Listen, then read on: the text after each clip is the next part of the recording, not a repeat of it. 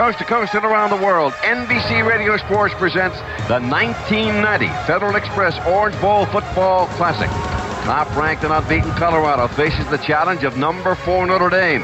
The national championship is at stake for the Buffaloes. A victory over the Irish would confirm Colorado was a team of destiny. For Notre Dame to repeat, the Irish must win and get help from Alabama in the Sugar Bowl. Hi, everyone. I'm Tony Roberts, along with former Colorado great Tom Brookshire and our NBC sports crew, ready to bring you all the action. Tonight's game is brought to you in part by Buick and your Buick dealer. The great American road belongs to Buick. By Budweiser. Beechwood Age for that clean, crisp taste. This Bud's for you. By the Sharp camcorder. No one gets you closer to the ones you love than Sharp. And by State Farm. Like a good neighbor, State Farm is there. And that's tonight's lineup of network sponsors for the Orange Bowl on the NBC Radio Network. It is a beautiful night in Miami. The weather report. The low temperature will be somewhere down in the 50s. At the moment, it's about 67 degrees. Winds are from the north, gusting at 15 to 20 miles per hour. Hi again, everybody. I'm Tony Roberts, along with Tom Brookshire. We want to explain our broadcast crew. A year ago, we did the Fiesta Bowl, and we brought some fellow by the name of Sam Huff along. You remember Sam, don't you? Yes, I do. He used to be number 70 for the Giants. Played for a long time and played with West Virginia when the ball was round and the leather helmets were installed. And before the face mask. Of course. And that's why Sam looks the way he does today. Anyway, so to kind of balance out our broadcast on NBC Sports, we decided we would get the man from WIP in Philadelphia, former Colorado great, played with the Philadelphia Eagles, Tom Brookshire, and knows a lot about Colorado. And, of course, I've done the Notre Dame games all this year, so here we are. Tom looking like Ralphie the Buffalo and Tony looking like the Irish leprechaun. I think the big problem that perhaps Colorado might have, even though they tell you it's just another game, is that this is for the national championship. In Colorado, the Buffaloes have never played for that. Even when Whistler White, who's now our Supreme Court Justice, was undefeated and they went down and lost the Cotton Bowl, they were not the number 1 team in the country, and they have been the last 3 weeks in a row. Before that, Notre Dame had it for 10 weeks in a row, and then they lost it. That's not a bad situation to maybe be the best team in the last 2 or 3 seasons and to be the underdog like Notre Dame is. But Bill McCartney's Buffaloes, Tom, have been coming on since the 1988 season. They finished 8-4 after a 2017 loss to BYU in the Freedom Bowl last year. It was their best season since 1976 when they lost to Ohio State, where in the Orange Bowl, and ended up 8-4. Now this season, Colorado reeled off 11 straight wins, 7 wins of those came in the Big 8. They gained the number 1 ranking for the first time in the school's history, won the Big 8 championship for the second time outright. The other time was back in 1961. Third time overall. They won it again in 1976. That 61 squad lost to LSU. Paul Dietzel and company. Remember the Chinese Bandits? They really shut down. Sonny Grandelius was the coach at Colorado then. I happened to be in the stands with a broken leg and watched the old team go down. The thing that Darien Hagen has brought to this team, though, other than replacing the great late Sal Onesi, was that he might be the greatest football player right now as a sophomore that Colorado's ever had. And I was told that by people that have watched Colorado football players for, 3 decades or so, that he is an incredible little talent and a very fine passing quarterback that runs what McCartney calls his power eye, or his bone, his sort of an option bone. But if Hagen is forced to, he's a 56% passer. And I have a feeling tonight that the Notre Dame team may force Hagen to throw the football, and that might be good for the Buffaloes. And conversely, the Buffalo's defense is so good that I'm sure they want to force Tony Rice into throwing the football, because his numbers aren't quite as spectacular as Darion Hagen. Yeah, he's a 46% passer, but I think Anthony Johnson, the fullback, is one of the most underrated running backs in the nation. And to make an option go on the outside, you've got to have a fullback that can make people respect it. And I think they'll test Steed and those people inside. And I think Johnson will get a lot of good carries tonight, the fullback, the senior fullback. Coming up, our pregame show right after this for Buick. I'm Tony Roberts, along with Tom Brookshire, NBC Radio Sports crew at the Orange Bowl in Miami. Not only do we have 2 outstanding football teams, between the 2 they've lost 1 game all season long. Notre Dame here in Miami to Miami of Florida. But 2 outstanding coaches. And, of course, Bill McCartney, the last couple of years, really making a name for himself. And he's done wonders with the Colorado program. But then again, he's coached in good programs. Yeah, and, he's in his 8th season right now, Tony. Eddie Crowder, who was the AD and, of course, the coach and the former Oklahoma quarterback, told me that he received about 50 or 100 phone calls to replace Fairbanks. And he said one of them was there's a guy that used to be a high school coach down in Dearborn, Michigan, who's a darn good assistant coach at Michigan, and it was Bill McCartney. And the more he listened, he found out that McCartney was a great basketball coach as well as a good high school football coach. So he had him out, talked to him, hired him. The first 3 years, they threw the ball better than anybody, and they won very few games. Then he went to the Buff Bone in that 4th season, and right now they're second in the NCAA in rushing the football. And McCartney he's been very outspoken about anti-abortion speeches. He handled mandatory drug testing that was supposed to be illegal. He's an outspoken man, but he is of the players, and he used the passing of Sal Onesi to explain to the team how life really is supposed to be. And Ed Berliner talked to the Colorado coach Bill McCartney, and this is what he had to say about tonight games. Bill McCartney, it has been a roller coaster ride for you, but one of sweet vindication, I would guess. Well, I look back on the year when we were 1-10, and very grateful that the university gave me an opportunity to continue on. It was only my 3rd year, and really only the 2nd year with the kids that we recruited. And so we turned it around pretty fast after that. The next year we were 7-4 and played in a bowl game. And we've made steady progress. A year ago, we lost close games to Oklahoma and Nebraska, or we could have been here then. So it's been slow, painstakingly so, but it's been consistent. When did you say to yourself this season that this Buffalo team could go all the way, and what occurred that made you think that? Well, the Washington game, when Sal Onesi had died that Saturday, and then the following Monday we had a memorial service to honor Sal, and it was very, very sad.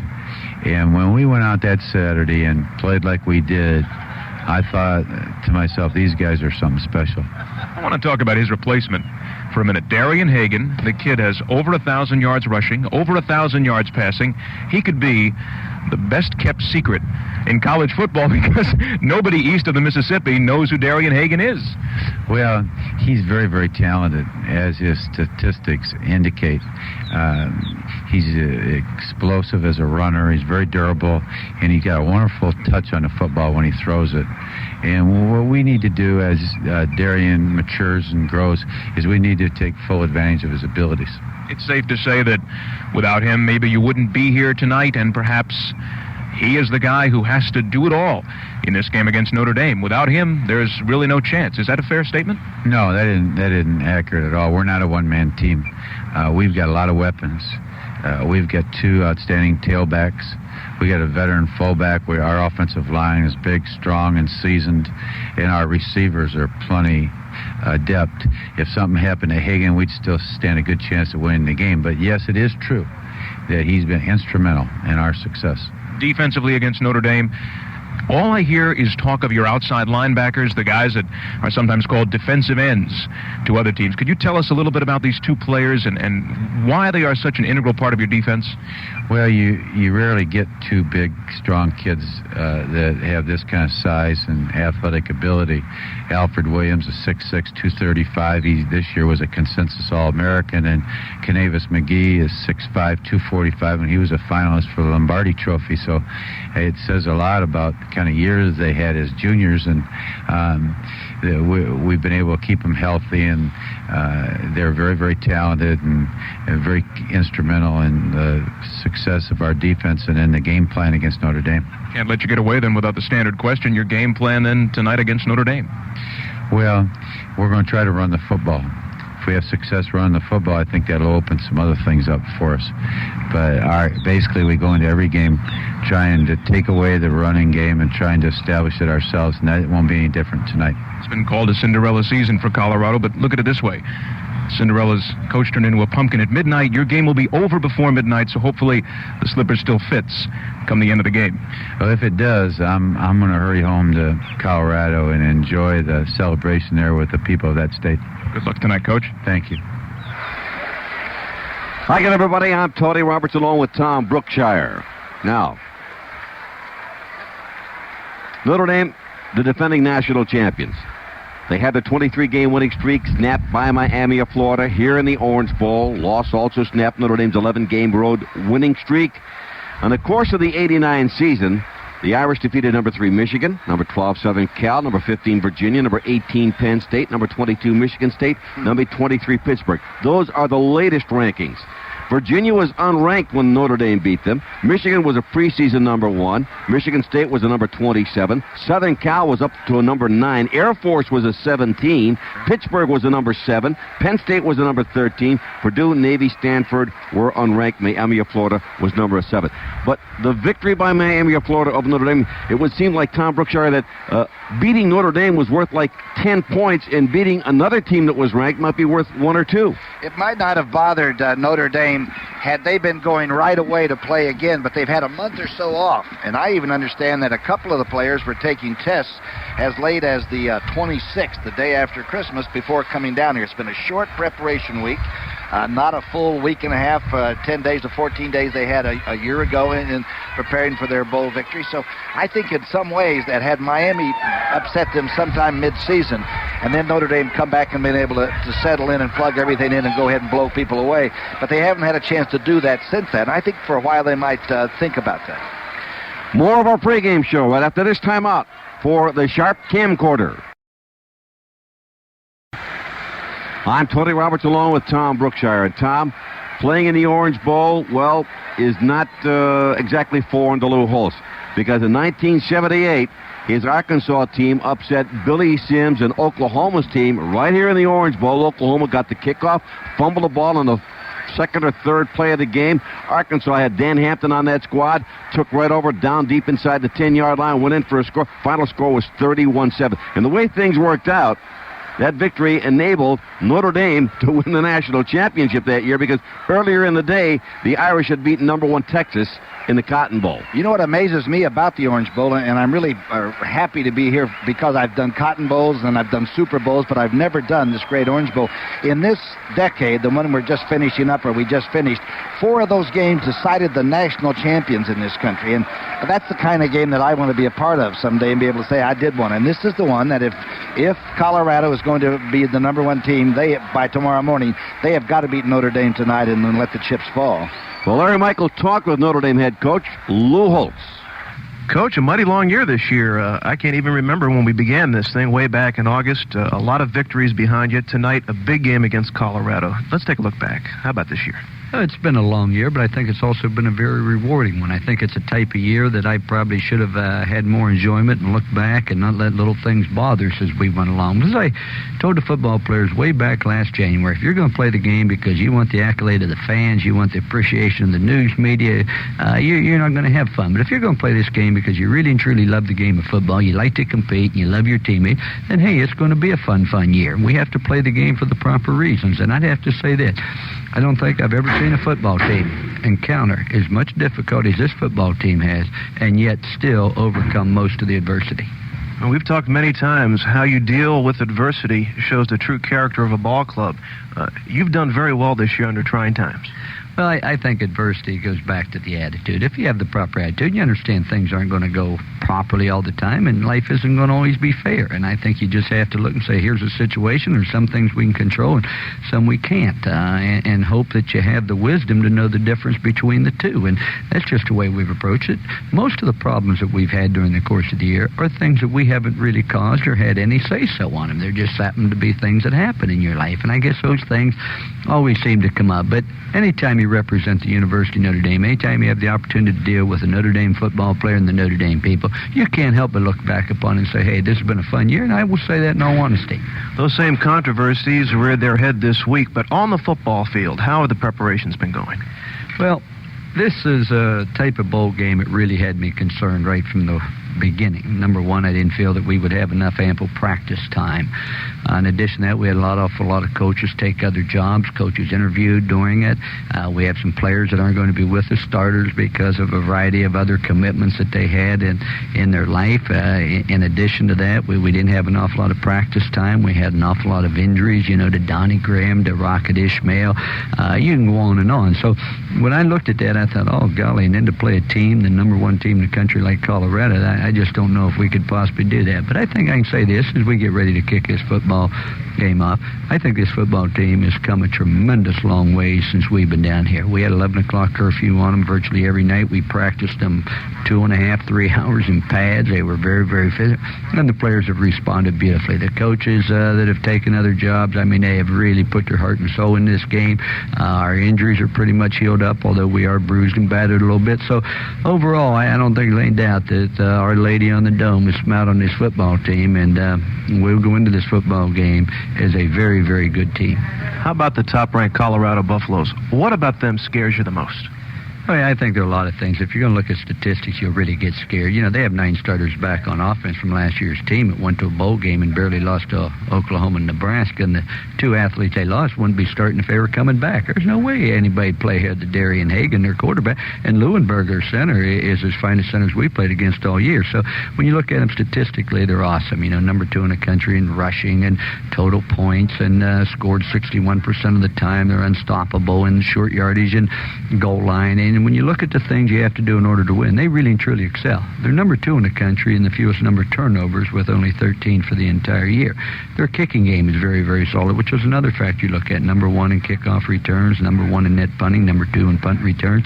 And then defensively, I think in only something like 22% of the games over the last 7 years, they've given up 17 points. So they're an awful good, solid football team in all areas. But there isn't any one thing that you look at, because they're a complete team, which is why they're undefeated and why they're number 1 and why they beat teams like Illinois 38-7.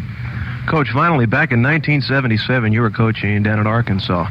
Very similar type of circumstances in regard to the national championship picture. We've talked about playoffs and all that. Tell us about what happened in 77 and how that might happen here again this year. Well, what happened was we played in the Orange Bowl, and we had a good football team. We were 10-1, but Oklahoma was ranked, I think, 2 in the country. Texas was number 1, and Ohio State was 3. Alabama was 4. Notre Dame was 5. Arkansas was 6. And on that day, Notre Dame beat Texas decisively. We beat Oklahoma very decisively. Alabama beat Ohio State decisively. And all 3 of us were very close in the final balloting, but the national championship went to Notre Dame, and I felt at that time that we should have had it. And the situation may be very similar here, but once again, we didn't worry about that until after the game was over. The only thing we worried about was finding a way to beat Oklahoma, and once again, we want to find a way to beat Colorado and let the polls and the bowls take care of themselves. Good luck tonight, Coach. Thank you very much. Notre Dame has not won in the Orange Bowl since 1977. They have lost 5 in a row to Miami in the OB. And in the history of Notre Dame football, they played 15 games here. And this one's going to be the tiebreaker, because Notre Dame has won 7. They've lost 7, and they have tied 1. And we'll be back to our pregame show in the Orange Bowl in just a moment. Let's pause 5 seconds for station identification on the NBC Radio Network.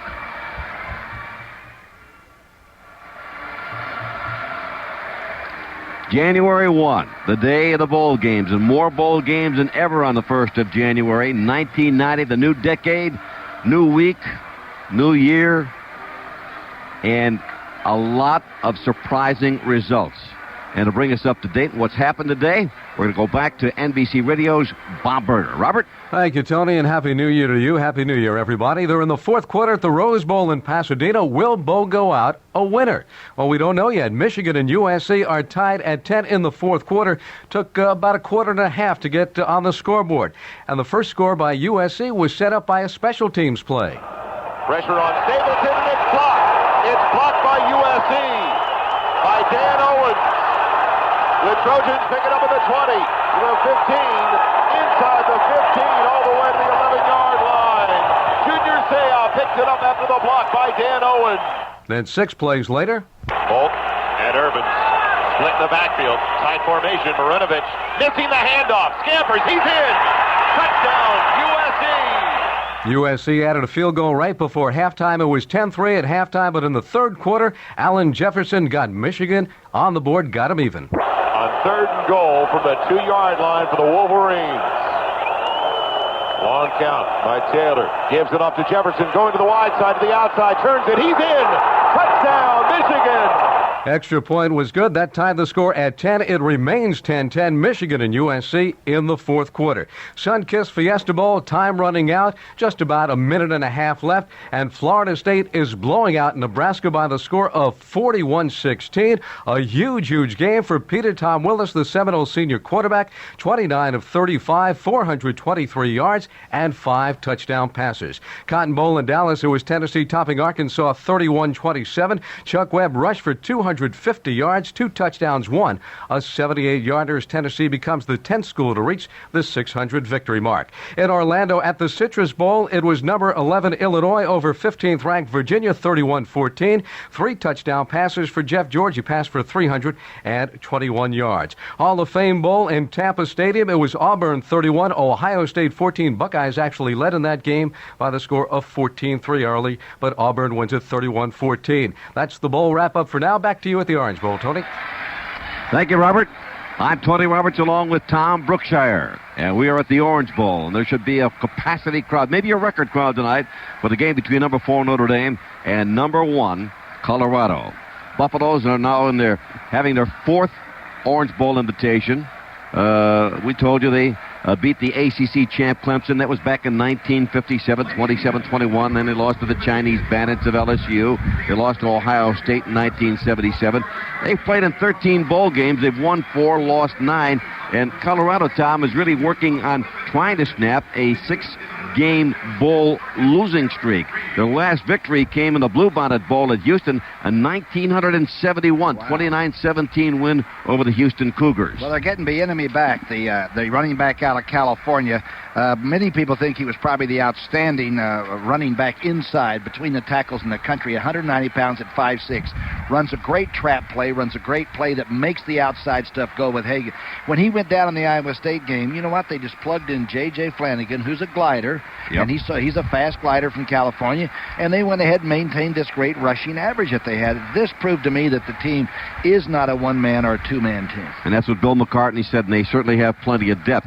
I think the key game, if you look at Colorado, people will tell you about Oklahoma, people will talk about Nebraska. I think the key game was the first game, and that was the game against Texas, because they had never beaten a Texas Longhorn team. Now, of course, they played the game in Colorado, but they got out in front early, and they really built the momentum for the rest of the season. And that Saturday that they went up to play Washington at that was time, a key game. Yeah, James had a very good team at that time in the Pac-10, and Sal Onesi had just passed away, and that tradition that was going to carry them for the entire year, they didn't know if it was quite there or not at that time. Obviously, there were a lot of big games over the course of the season for Colorado. The victory over Illinois, the one you mentioned at Washington, at Oklahoma, and of course Nebraska. That was the game at home, not the 9th game of the year. But the one with Texas really got Colorado off and starting on the right foot. Now, we saw what Florida State is just nailing Nebraska. And if Bobby Bowden ever gets his team out of the starting blocks in a hurry in the first 1 or 2 games without dropping one of those, they're going to be fighting for a national championship, because the man has athletes down there. Yeah, they're 10-2 now. If they win this game, it looks like Nebraska is about out of it. And, the 2 losses early just crimped them. A lot of people think they were the best team in the country by the end of the year. A lot of people thought they were the best team in the country last year, because they lost the opener to Miami, and then they came right back and they won 11 in a row. But I must take exception with Lou Holtz, one of the great Simonized waxmen of our time. He can sound like the team is on the verge of absolutely not being able to feel themselves tonight and find out what's going on, and he's an excellent coach. And, anybody that has SMU down 50-some-odd to 6 or whatever it was and plays 99 players, in my opinion, cannot be all bad. Notre Dame is all right. We'll have more in a moment. This is the Orange Bowl on the NBC Radio Network. The starting lineups for tonight's game for the Fighting Irish of Notre Dame.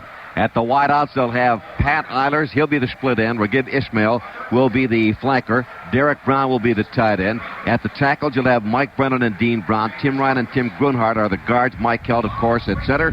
Tony Rice will start at quarterback. As usual, it'll be Anthony Johnson at fullback, and Ricky Waters will be the starting tailback. Now for the Colorado Buffaloes, it'll be Jeff Campbell and Mike Pritchard as the split end and the flanker, respectively. The tight end is John Perek. Bill Coleman and Mark Vanderpool are going to be the tackles. Joe Garton and Darren Muhlenberg are the guards. Jay Leuenberg will be the center. Darien Hagen, just an outstanding quarterback. A young man from Los Angeles, California. Eric Kissick, an outstanding fullback and a great blocker. He'll be the starting fullback. And you've got the choice between Eric Bieniemy and probably J.J. Flanagan. I would imagine that Flanagan might start. He's a senior from Pomona, California, and he certainly picked up the slack when Bieniemy went down in the game against Iowa State. And that's when J.J. Flanagan came on, and the Colorado offense just did not miss a single beat.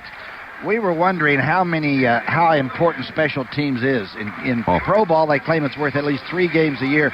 But the Rocket, Ishmael, had to win 2 games and maybe 3 for Notre Dame and set them up for some great victories. The Stanford game, of course, the Michigan game where he had 2 kickoffs run back.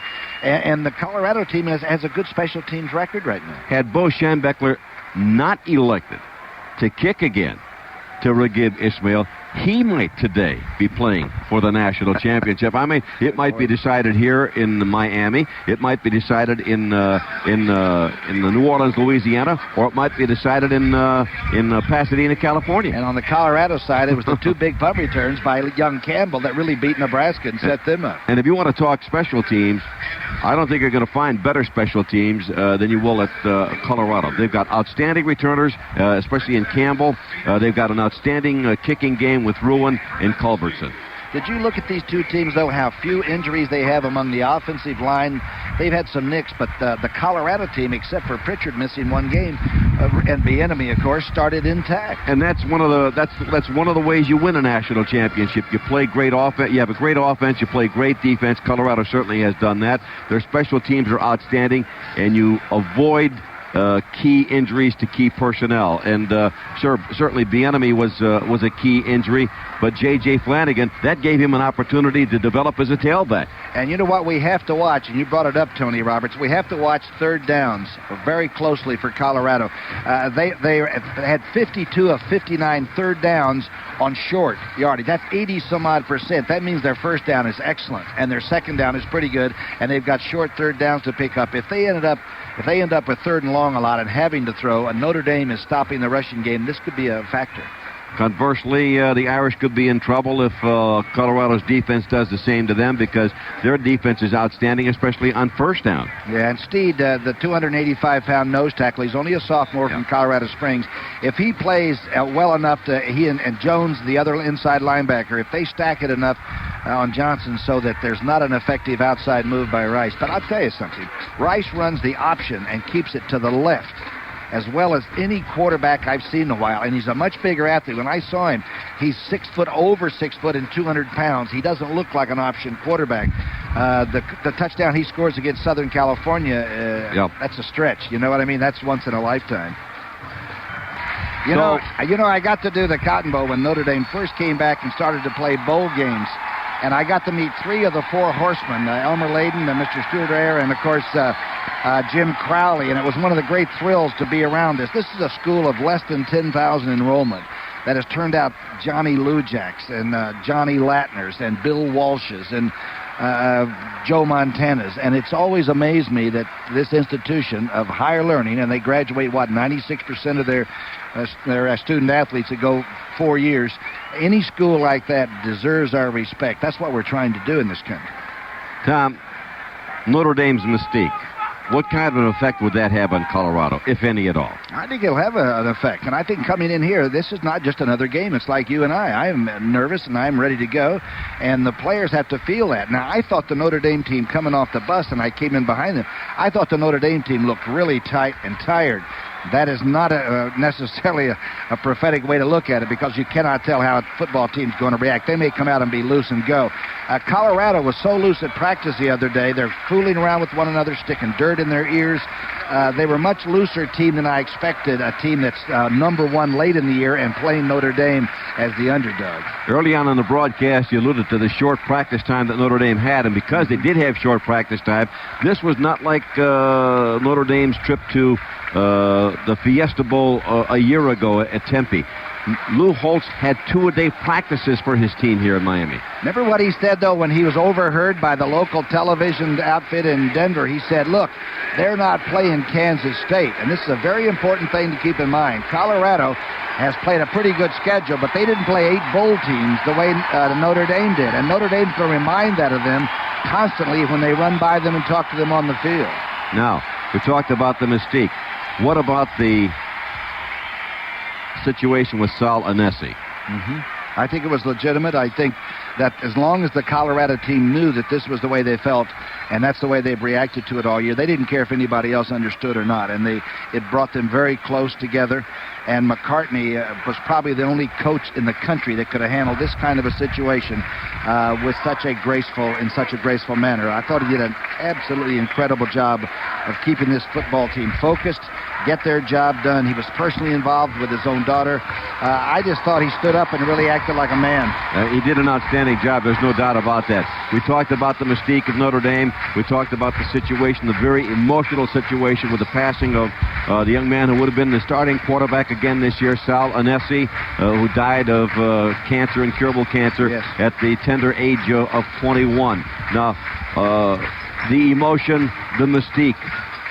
Once that ball is teed up and it's in the air and they start popping, what happens to it? Nobody cares about any of the old record books or whether Ralphie had got a horn knocked off or not. And the other thing you have to sort of keep in mind is that Hagen, he didn't even letter as a freshman. Yep. In fact, he threw an interception in the Freedom Bowl and felt like he cost him a game and wanted to go to the tailback position. Now he comes in, has a great spring, replaces Sal, at least in the minds of his offensive team, as a gigantic offensive line at about a 280-pound average. And suddenly, people that have watched Colorado football since Whizzer White say he may be the best college football player that Colorado's had since Whizzer White. That is a big statement. They said that when you played there, though. Well, they said that you were the best football player that Colorado had since the days of Whizzer White. But, you know, sometimes one game and, of course, then a whole year makes a lot of difference. I do the Aloha Bowl every year. A year ago, Andre Ware had a great year. He got into the Aloha Bowl and just had a horrible time against Dennis Erickson, who's now the coach at Miami of Florida, and the Washington State Cougars. He was coaching Washington State at that time. And then he comes right back this year and wins the Heisman Trophy. Yeah. And Hagen was a finalist for the Heisman and the Maxwell, it turns out, as a sophomore that didn't have a letter. I don't know if that's ever happened. I don't know if a sophomore that didn't letter as a freshman has ever been considered for the Heisman or the Maxwell Award. The kickoff is coming up right after this timeout for Budweiser. Tony Roberts along with Tom Brookshire at the Orange Bowl. And Tom, there's going to be plenty of competition between the two cheering sections. Colorado on the far side, Notre Dame on the near. Well, there's nobody back in the Rocky Mountain area at all. They got 20,000 people that have come down from Colorado, and most of them have been beneath my hotel window this week.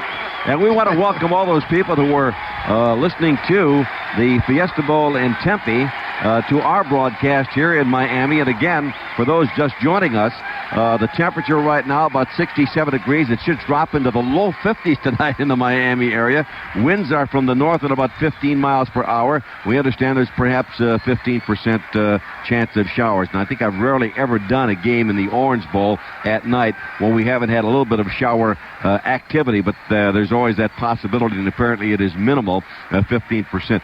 Tom, you had a chance to study Notre Dame. You had a chance to look at Colorado, and I say that when these two teams line up, it's like they're scrimmaging themselves. Yeah, I think 2 or 3 breaks will determine this. I think both offensive lines, you could almost blueprint these clubs against one another. They both have coachable personnel, which is very important. They're not as flamboyant as some other teams in the nation. I do think Lou Holtz brought up another good point on his talk to the team when it was overheard by the local television channel crew. And he talked about the fact that Colorado might get frustrated if their game plan is thwarted early, and they might throw it out and grab bag in the third period, trying to catch up with different plays than they've used all year. I think McCartney's going to have to fight that yearn to maybe come in with a lot of trick plays. I did not see a lot of different new plays put into the Buffalo offense, and that would surprise me if they would revert back. That would not be a good thing to do in this kind of a game. Even though Notre Dame dominated Virginia in the Kickoff Classic, George Welch, and I have a great deal of respect for George because I did Navy football for about 7 years, and George was there a good part of the time that I was broadcasting Navy football. Virginia never left its game plan. Yes. Even when they got behind, they set out and they continued to do the things they set out to do. They didn't panic, and they made a fairly decent ball game out of it. Yeah, and that is what Colorado, if they've reached the level where they're going to be the #1 team at the end of the season, the bowl season, that's what they've got to prove to themselves. If they can go out and play the #1 team that had 23 in a row going, that were upset by Miami, go out and play the #1 team for the last couple of years, take their best shots, and then win the football game in the second half. And there goes Ralphie, and I'll tell you, if you're running in front of Ralphie, you better be sure-footed. Yeah, and look out for that left horn. Ralphie the Buffalo, followed by the Colorado Buffalo. And the whole Notre Dame team is coming out as co-captain. Yeah, so Colorado will do likewise. Bolcar, one of the few two-time captains in the history of Notre Dame, will represent the Irish. Wow, both teams out there. Let's wait for the toss, guys. Yeah. You know, they're using a special coined minute bicentennial coin for all of the bowl games. And with that mob scene out there... most of the officials I knew couldn't spot it. Now, the entire Notre Dame football team is out there. The entire Colorado football team is out there. And somewhere in the middle, you have the have the officials, and I think you have some coaches who are... I've never seen this before. And I like the way the coaches went out and made sure that it didn't get into a shoving match. Good move by McCartney and, of course, Enlou Holtz. So the tri-captains for Colorado and for Notre Dame, they give each other the high five and a handshake, and we'll have the toss of the coin, and this one will get underway. And as Tom said earlier, 4 times in the 1980s, the national championship has been decided in this football game at the Orange Bowl, and the 1990s could turn out the same way. It's funny how things kind of have a tendency to just come around. For a long time, the Sugar Bowl was the game. Then for a couple of years, it was the Fiesta Bowl. And, of course, it has been the Orange Bowl has been the dominant game of the 1980s. Well, everybody's talking about a playoff. They've got it right here tonight.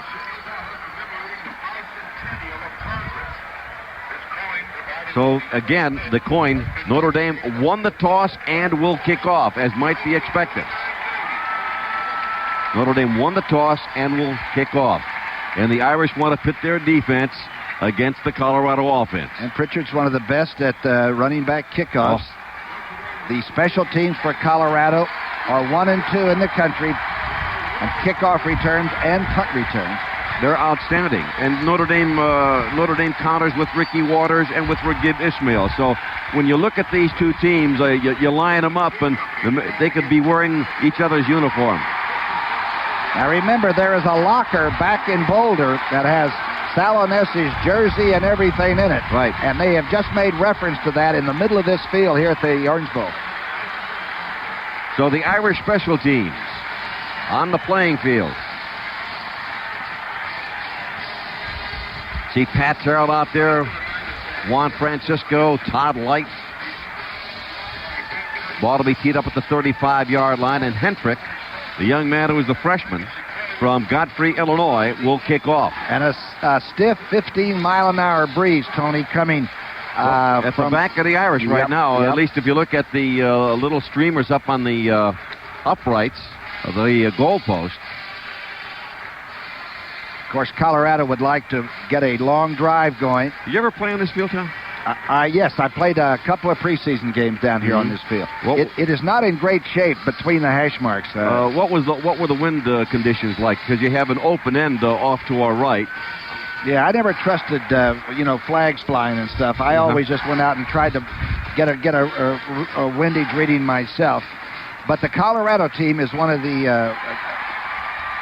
First, they only lost 7 fumbles. Yeah, and they're a rushing football team. Keep that in mind. And they scored 50 of the 57 times they got inside the 20-yard line of the opponents. And the other thing about this football field, Tom, it is very closely cropped.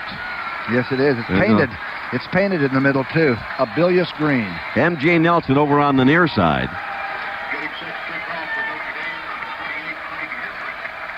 Mike Pritchard over on the far. Mike Pritchard, the junior wide receiver out of Las Vegas, Nevada. And M.J. Nelson is also a wide receiver. He's a split end from Simi Valley, California. So on the far side, Pritchard. On the near side, you have Nelson. Both outstanding kick returners. Who is number 1? And the kick, and it's underway, and it'll come down the far side to Pritchard. Backs up into the end zone, about 5 yards deep, and decides not to run it out. The ball will come out to the 20-yard line. It'll be 1st and 10, Colorado.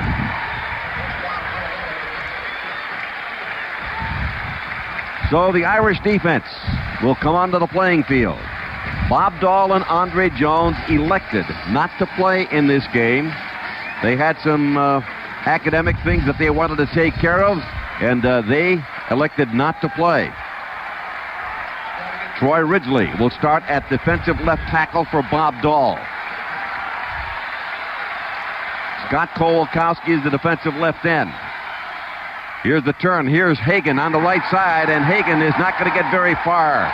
Chris Zorich, the nose guard, coming in to make the stop. Zorich, 268-pound junior All-America out of Chicago, Illinois.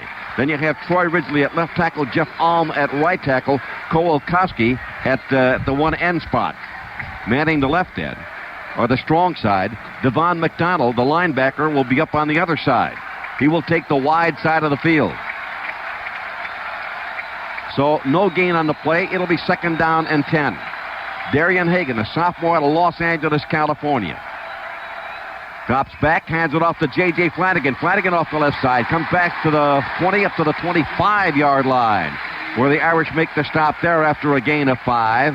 And, Tom, you can see right now the feeling between Notre Dame and Colorado. 2 plays is at fever pitch. I noticed then that Notre Dame came out in a split, even man line. They had a 4-man line down. They did not have the nose tackle that we've been expecting to see. And that time Flanagan got inside on a misdirection play. Again, it's 3rd and long, and Colorado's not used to this. 3rd and 5. 3rd down and 5, one back offense. Here's Hagen faking, rolling to the right, throwing the ball on the run. The pass, was it caught? No. They say John Perrick did not make the catch at the 31-yard line. John Perrick covered on the play, and the pass a little bit low, and he did not make the catch at the 31, so it'll be 4th down and 5, and sets up the first punting situation of the game. Tom Rowan, outstanding. Tom Rowan, an outstanding punter. All-American. He is the leading punter in the country, standing at the 11-yard line. Ricky Waters for Notre Dame at the Irish 31. Now remember, he's from a high altitude where he kicks tremendous hangers, and he's kicking into a breeze the first time in the Orange Bowl. This is a very big kick for this young man.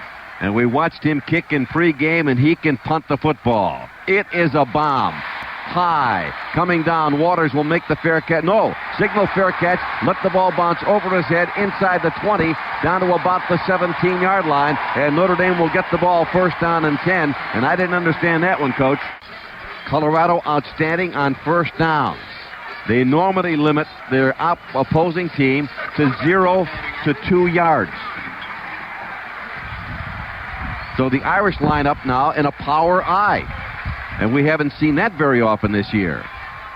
With a wide out to the left side. Here's the handoff to Anthony Johnson, and Johnson cracks over the right side and moves the ball from the 17 up to about the 23-yard line before getting stopped. It'll be 2nd down after a pickup of almost 5 yards. 2nd down and about, let's say, about 5 to go for a 1st down. That's the play that sets up the option outside later by Rice. Johnson inside, a real good fullback at about 225. I give him only 3. Back to the 20. It'll be 2nd down and 7.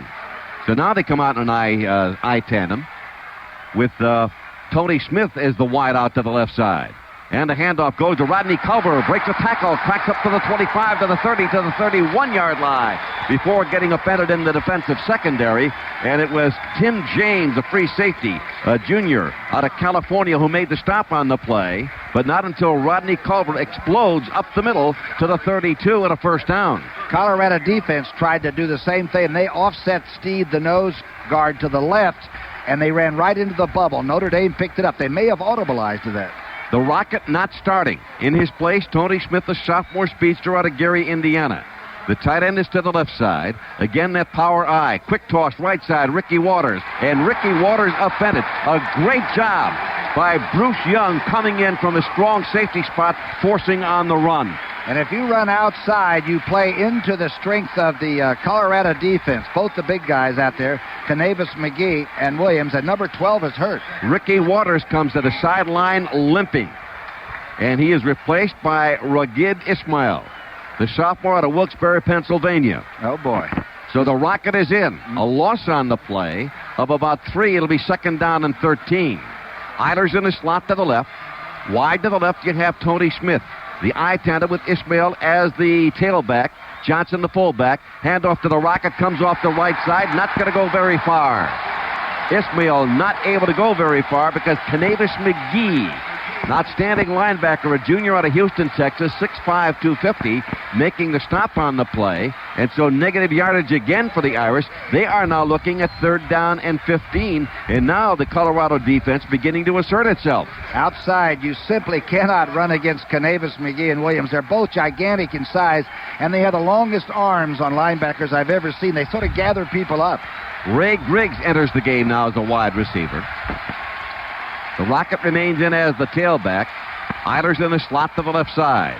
Tony Rice running the option left, looking to throw. Gets hit, breaks the tackle to the 30, up to the 35. Hit at the 40-yard line by Tim James and company, and wrestled out of bounds in front of the Irish bench at the 40-yard line. Will be short of the first down by about 2 yards. Picked up about 13 on the sweep left on the play. Good running, though, and again he proves that he's not just an option quarterback. He's a 200-pounder that's strong. He ran right through Williams, as our Canavis McGee was, that ran right through his tackle. Now Hendrick in the punt once again, and Jeff Campbell, an outstanding returner for Colorado, is deep at the Buffalo's 20-yard line. Hendrick standing at the Irish 26-yard line. Here's the snap and the punt. It'll be returnable. Taken at the 25, brought back to the 30, to the 35, and hit and knocked down at about the 37. Make that the 35-yard line is Campbell by Tony Anthony Johnson. A 36-yard punt, 11-yard return. Timeout now this for State Farm. Rose Bowl game is over, so we'll head back to NBC Radio's Bob Berger. Tony, the Rose Bowl is over. USC foils Bo's bid for back-to-back Rose Bowl wins and a victory to start in retirement. Trojans pulled out a 17-10 victory over Michigan in the waning moments of the game, as NBC's Joe Myers called it. Minute 20 seconds left. Clock's moving. 2 timeouts remaining for USC as the give goes to Irvin. Great tackle to the 10 to the 5. Touchdown, Trojans! Ricky Irvin's 14-yard touchdown run gives USC its first Rose Bowl win in the last 3 tries. 17-10 over Michigan. Back to you, Tony. And here there is no score. We have 10 minutes and 43 seconds left to play in the first quarter.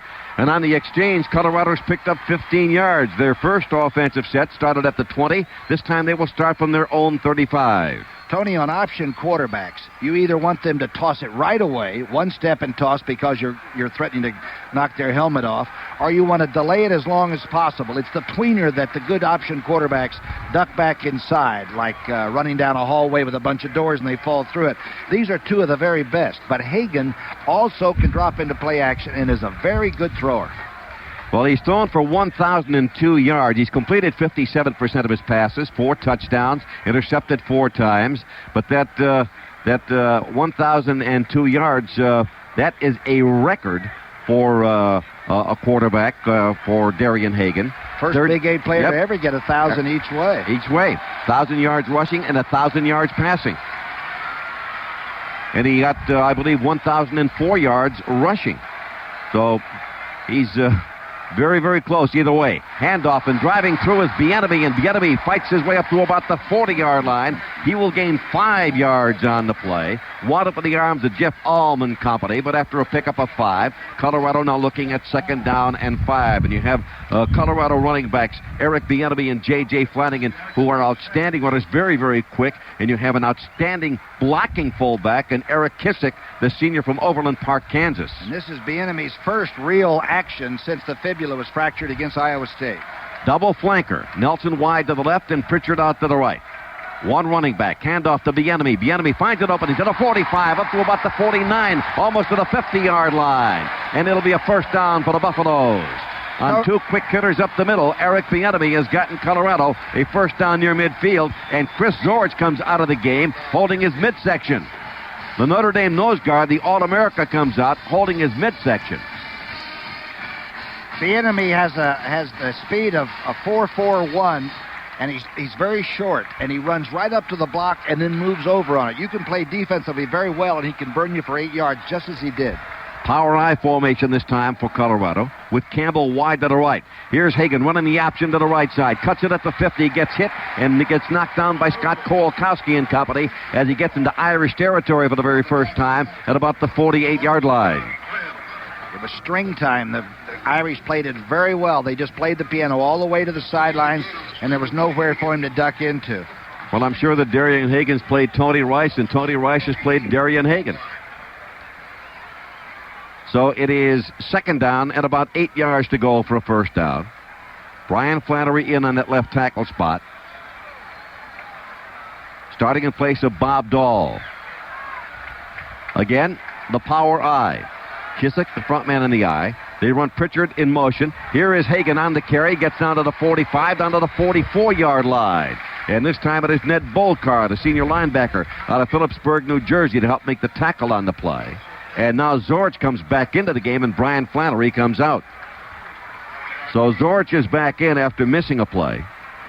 Whatever it was that ailed him didn't ail him very long. 3rd down and about 4.5 to go for Colorado at the Irish 44-yard line. Once again, the power I formation. Campbell split wide out to the right.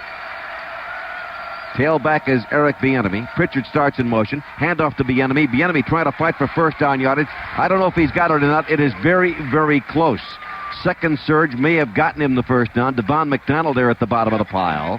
And along with Chris Zorich for Notre Dame. And it all depends on where they mark the football. The Irish did it again where they split the nose man off of Leeuwenberg, the big center, whom, by the way, they think is one of the best in the country for Colorado. And that they seem to foul up the blocking pattern for Colorado a little bit when they do it. It looked like Bieniemy may have gotten it with the last surge, but they weren't sure about the blocking pattern. Well, I believe they're going to call for a measurement here. It is that close. But when you talk about the Colorado offensive line, Bill Coleman, 270. Joe Garton, 280. Jay Leeuwenberg, the center, 265. The right guard, Darren Muhlenberg, 280. And the right tackle, Mark Vanderpool, 305 pounds. The entire Vanderpool family is that big. I got out of the elevator. I swear, the old man's about 6'9", about 250, and Mom is a good-sized person, too. But the whole family got out, and they were all big bone, just like that right tackle. Be kind when you talk about moms. Very kind. Of course. And it is just inches short of a first down, perhaps 4 or 5. So Colorado with a decision to make. With the ball at the 41-yard line of Notre Dame, and it looks like the Buffaloes are going for it. And on 4th down, they are 11 out of 16 on the year. And remember, the Irish have stopped them on 2 big 3rd downs already, so you got to go for it on 4th.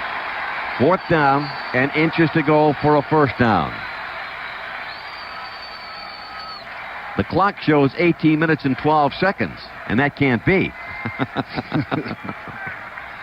No.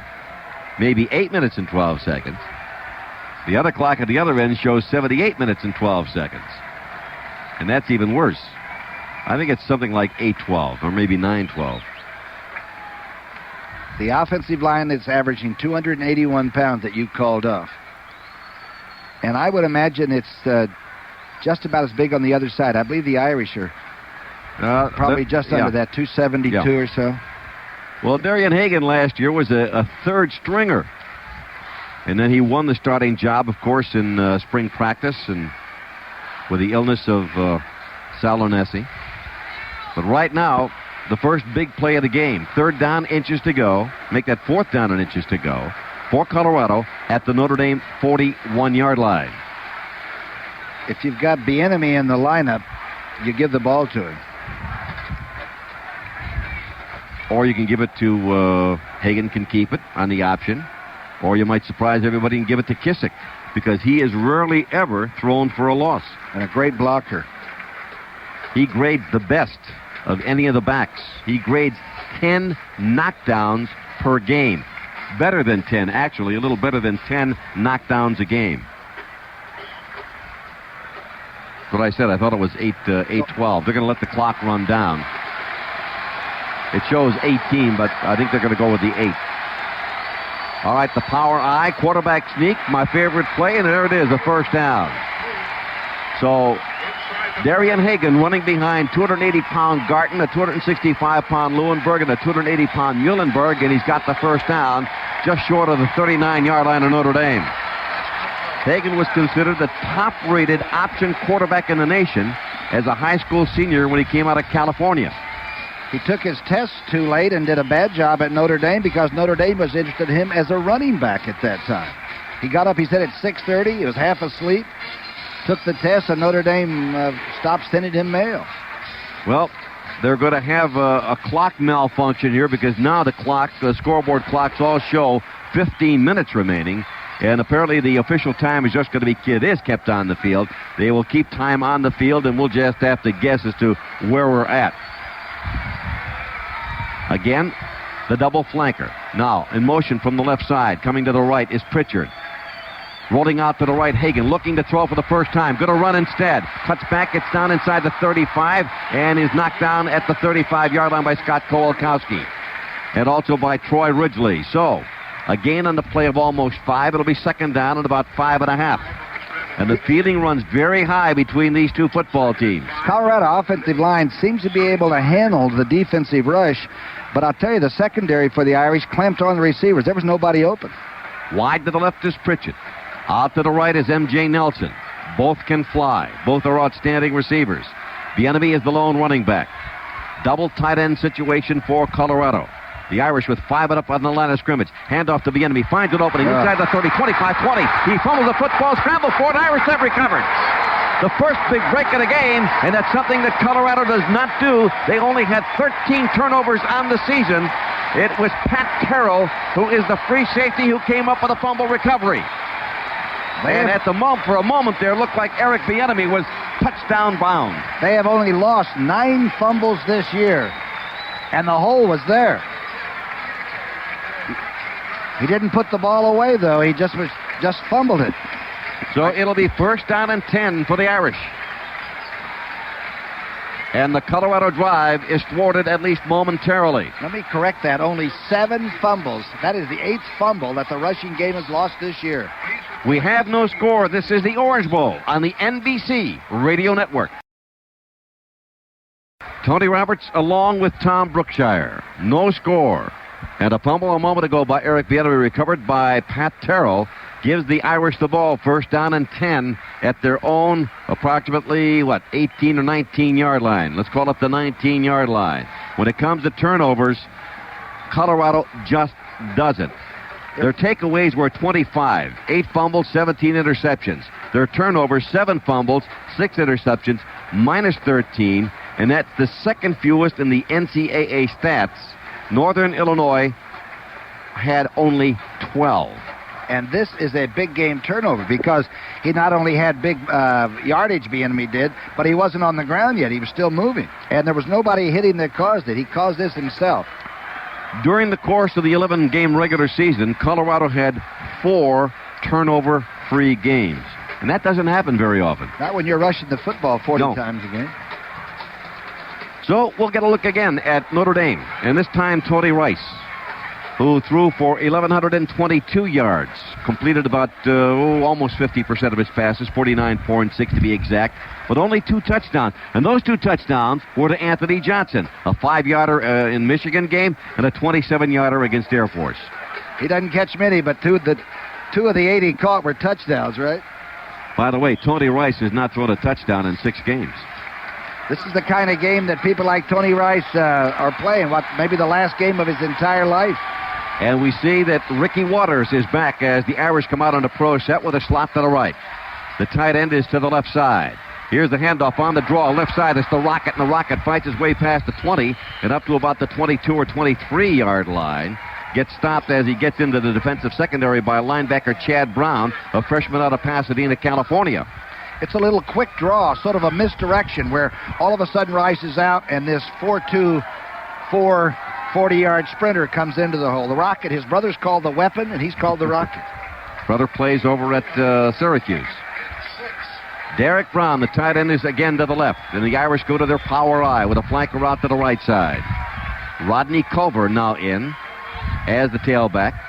Here's the handoff and popping right through past the 25 up to about the 30, maybe as far as the 31-yard line, and enough for a Notre Dame first down is the Ricky Waters. No, Anthony Johnson. Local South Bend, Indiana product that stayed right there, went to school there. And he's been just such a steady player for the 4 years he's been there. Never really spectacular, but consistent. Remember how good he was against Virginia, though, the very first game of the season? So it is 1st and 10 with the ball at the 32-yard line. The power eye strong to the right. Give again to Anthony Johnson. And you talked about Anthony Johnson being one of the, certainly the focal points and one of the key players for Notre Dame against the Colorado defense. And he barges up to about the 34-yard line. That'll be a gain of, check it. It's closer to the 33. A gain of only about 2.5 yards. It'll be 2nd down and about 7.5 to go for a first down. Again, if you're going to have any success running wide later on, you must make the Buffaloes pay inside right now. And Notre Dame's doing a pretty good job. They got left formation now. Let's see if he throws the ball, Mr. Rice. So now, again, it is power eye, strong left side. Tight end is also to the left. Tony Rice rolling to the left, cuts in, moves past the 35 up to the 40-yard line, up to about the 41-yard line, and very close to a first down. But I think he's about a yard short of a first down right around the 41-yard line. When you look at the middle of that Colorado defense, you're looking at an outstanding player and a surefire All-America, number 93, Joel Steed, 6'3", 280-pound sophomore out of Denver. So Rice gets 6. It'll be 3rd down and a yard to go. Pat Eilers wide to the right. Pat Eilers the flanker. The Irish going with a double tight end this time and an I tandem. Will Rice take it on the quarterback sneak? No, to Anthony Johnson, and Anthony Johnson trying to fight his way. Joel Steed plugging up the hole, and it's going to be very, very close. They try to get Anthony Johnson through on a quick hitter, but the middle of that Colorado defense just would not bulge, and the referee will call time. No, he decides it is a first down. They're going to mark the ball at the 42, and it is a first down by about a half a yard. The Irish with 3 first downs and 2 for Colorado. And a good drive going. You can feel the Notre Dame offense now. They're quick back in the huddle. The substitutions are coming in quickly from the sideline. A little confusion on the Colorado line of scrimmage now. They're late getting lined up. Culver lines up as the tailback in the I tandem. Now you have Rugged Ishmael lining up. Starts motion to the far side. Fake to Rodney Culver, back to throw. Tony Rice has the time. Now being chased by Steed and gets hit and gets dropped. Tony Rice getting dropped by Gary Howe. Gary Howe, a 6', 225-pound junior out of Spencer, Iowa. But the pressure was really put on by Joel Steed. What a play by Howe, though. A 260-pounder that lays out to make the tackle the way he did was an incredible move. Good pass defense coverage by the Buffaloes. There was nobody open and a loss of 6.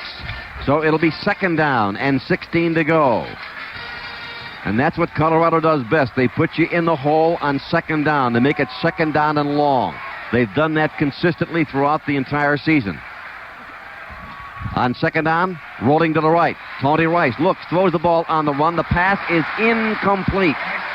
His pass was intended for Derek Brown, the tight end, and appeared to bounce off his hands and out of bounds over by the Colorado bench. And so the Irish now looking at 3rd down and 16, and this is exactly what Colorado wants. They want Notre Dame to throw the football. McCartney said last night that if they could hold the rushing game for Notre Dame to 200 yards, he felt the Colorado could win the football game. That means that they would like to have Tony Rice throw it 40 or 41 times. The freshman out of Fort Knox, Kentucky, William Powers, split to the left. Eilers flank to the right. The I tandem once again. On the draw, the goes to Ricky Waters, to the 35, to the 40, to the 42. Back very close to the original line of scrimmage, and that will be it, and the Irish will be forced to punt once again. So Notre Dame, well, you know, you made a point earlier. When you look at the uprights, the streamers were at the back of the Irish when the game started. Doesn't look that way anymore. They're just limp now. Anyway, Hendrick is back there at the 28-yard line. And it is Jeff Campbell for Colorado at the Buffalo's 19. Snap to Hendrick, and he gets the punt off. It is a high, booming spiral. And drifting back to make the grab at the 9 to the 10, up to the 15-yard line, and down to about the 17 or 18-yard line is Jeff Campbell. And the Buffaloes will put it in play there, first down and 10. We have no score. We've got a timeout. Now this for Volkswagen. Up your football tradition with the long tradition of Progresso's delicious family of soups. Bring a big container of Progresso soup to your next tailgate party. Hot and hearty Progresso soups are the ideal way to warm up before or after the game. Enjoy our hearty chicken and chicken noodle soups, crowded with generous chunks of chicken, a garden full of vegetables, and sunny Italian flavor. Next time you tailgate, remember, there's no soup like Progresso. I'm Tony Roberts along with Tom Brookshire. We're at the Orange Bowl in Miami. There is no score. We cannot tell you how much time remains in the first quarter because the scoreboard... Like to. Yes, we would. The scoreboard clocks are malfunctioning. And so the time obviously being kept down on the playing field. We're going to pause briefly here for 5 seconds. We know all about that as far as time is concerned. For station identification on the NBC Radio Network. Darion Hagen now rejoining the Colorado huddle. That'll be somewhere between the 10 and 15-yard line. Tony, I got a wild stat that we can follow, and the people at home can chart with us. The average gain on first down for the Buffaloes has been 7.2 yards a shot. And so far, Notre Dame has really torn that stat up. And they like short, third down and short. They like the long drives. They like to continually flow and put it in there. And so far, Notre Dame's been playing different defenses enough to sort of offset this. If there's an idea now, and that if Hagen thinks that they've got something going that McCartney and them can put in, and Jerry DiNardo, you know, is their offensive coordinator, a former All-American guard at Notre Dame, and he probably should know as much about the Notre Dame defensive system as anybody. Well, Darion Hagen has rejoined the lineup, and he had the Colorado moving upfield until Eric Bieniemy fumbled the football, and Pat Terrell fell on it at the Notre Dame 19, and the Irish got a first down, but then again got in the hole right away when Tony Rice got nailed by Gary Howe and got stopped, and that put Notre Dame in the long second down and 16, and that's what Colorado wants. They want that second down and long. And right now, the Buffaloes send Pritchard wide to the left. They've got Campbell out to the right. Darion Hagen finished 5th in the balloting for the Heisman Trophy this year. He'll be a lot closer next year if he doesn't win it. Play action, fake to Flanagan, fires the ball over the middle. A bullet, the catch is made by the tight end, and it is John Perrick, the senior out of Granada Hills, California, for a first down up around the 34-yard line. And, Coach, that was a rope. And that's what you don't see most option quarterbacks do. I watched him the other day. He's only 5'10", but he really stands and plants his feet and drills it. He doesn't throw it like a quarterback on the run. He throws it hard, and Perrick had to catch that in self-defense. First down and 10. The ball at the 33-yard line. So a gain on the play of 14. Power eye, strong to the left. Now in motion is Pritchard. Handoff, Flanagan. Flanagan off the left side. Spins out of a tackle. Fights his way past the 35. Gets up to about the 37. Shoved back to the 35-yard line. So J.J. Flanagan, a 6', 195-pound senior out of Pomona, who alternates with Eric Bieniemy, gets a couple of yards on the play. About 3. It'll be second down and 7. They talk of a team of destiny, but a year ago against Nebraska, the year before in '88, he fumbled right out in the middle of God and in front of God and everybody, and they did not win that football game. For him to come back this year and have over 1,000 yards, it's J.J. Flanagan's year, maybe the Buffalo's year too. 1,187 yards and 18 touchdowns. Fake to the fullback. Hagen on the keeper. Hagen cuts up the middle, past the 40, up to about the 42 or 43-yard line. He is met in the defensive secondary by Pat Terrell just before he got the first down yardage. They will mark it at the 43, about a half yard short of a first down. Darien Hagan got up slowly that time. He was hit across the neck and the head, and he looked to see who did it, and then got up sort of stunned and got back into the huddle. He is tough, though. He is, as we've said, he's no twinkle-toed quarterback. Third down, about a half yard to go for a first down. Kissick, Pritchard, and now J.J. Flanagan. Handoff to Flanagan. Got the opening past the 45 up to about the 48 or 49-yard line. And a first down for Colorado. And once again, that Colorado offensive line opens up a gaping hole. And those quick backs, Bieniemy, Flanagan, Darion Hagen, just making all they possibly can. If you look at the running backs for Colorado, Flanagan, 7 yards a carry. Hagen, almost 5.5 a carry. Bieniemy, almost 6.5 a carry. Now Notre Dame is offsetting again now. They're in an over 4 defense. Here's that option left, and it's pitched out to Flanagan, and Flanagan is nailed by the right corner, Todd Light. Hagen got hit, and just before he got hit, he pitched the ball to Flanagan on a pitch out to the left side, and Flanagan started to turn upfield, and all of a sudden, number 1, the right corner, Todd Light, the All-America right corner for Notre Dame, was there to make the stop on the play. A loss of 4. It'll be second down and 14.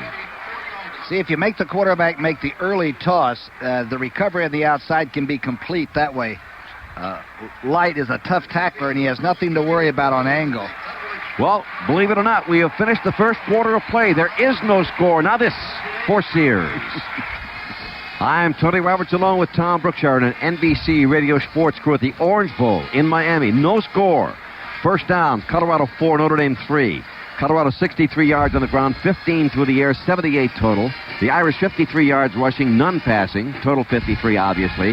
Tony Rice 0 for 1, and Darion Hagen 1 for 2. Neither one has had a pass intercepted. Colorado did lose the ball on a fumble. No penalties, 16 plays for the Buffaloes, only 12 for the Irish. That's the first quarter story. And the Buffaloes will have the wind at their backs. Double flanker once again.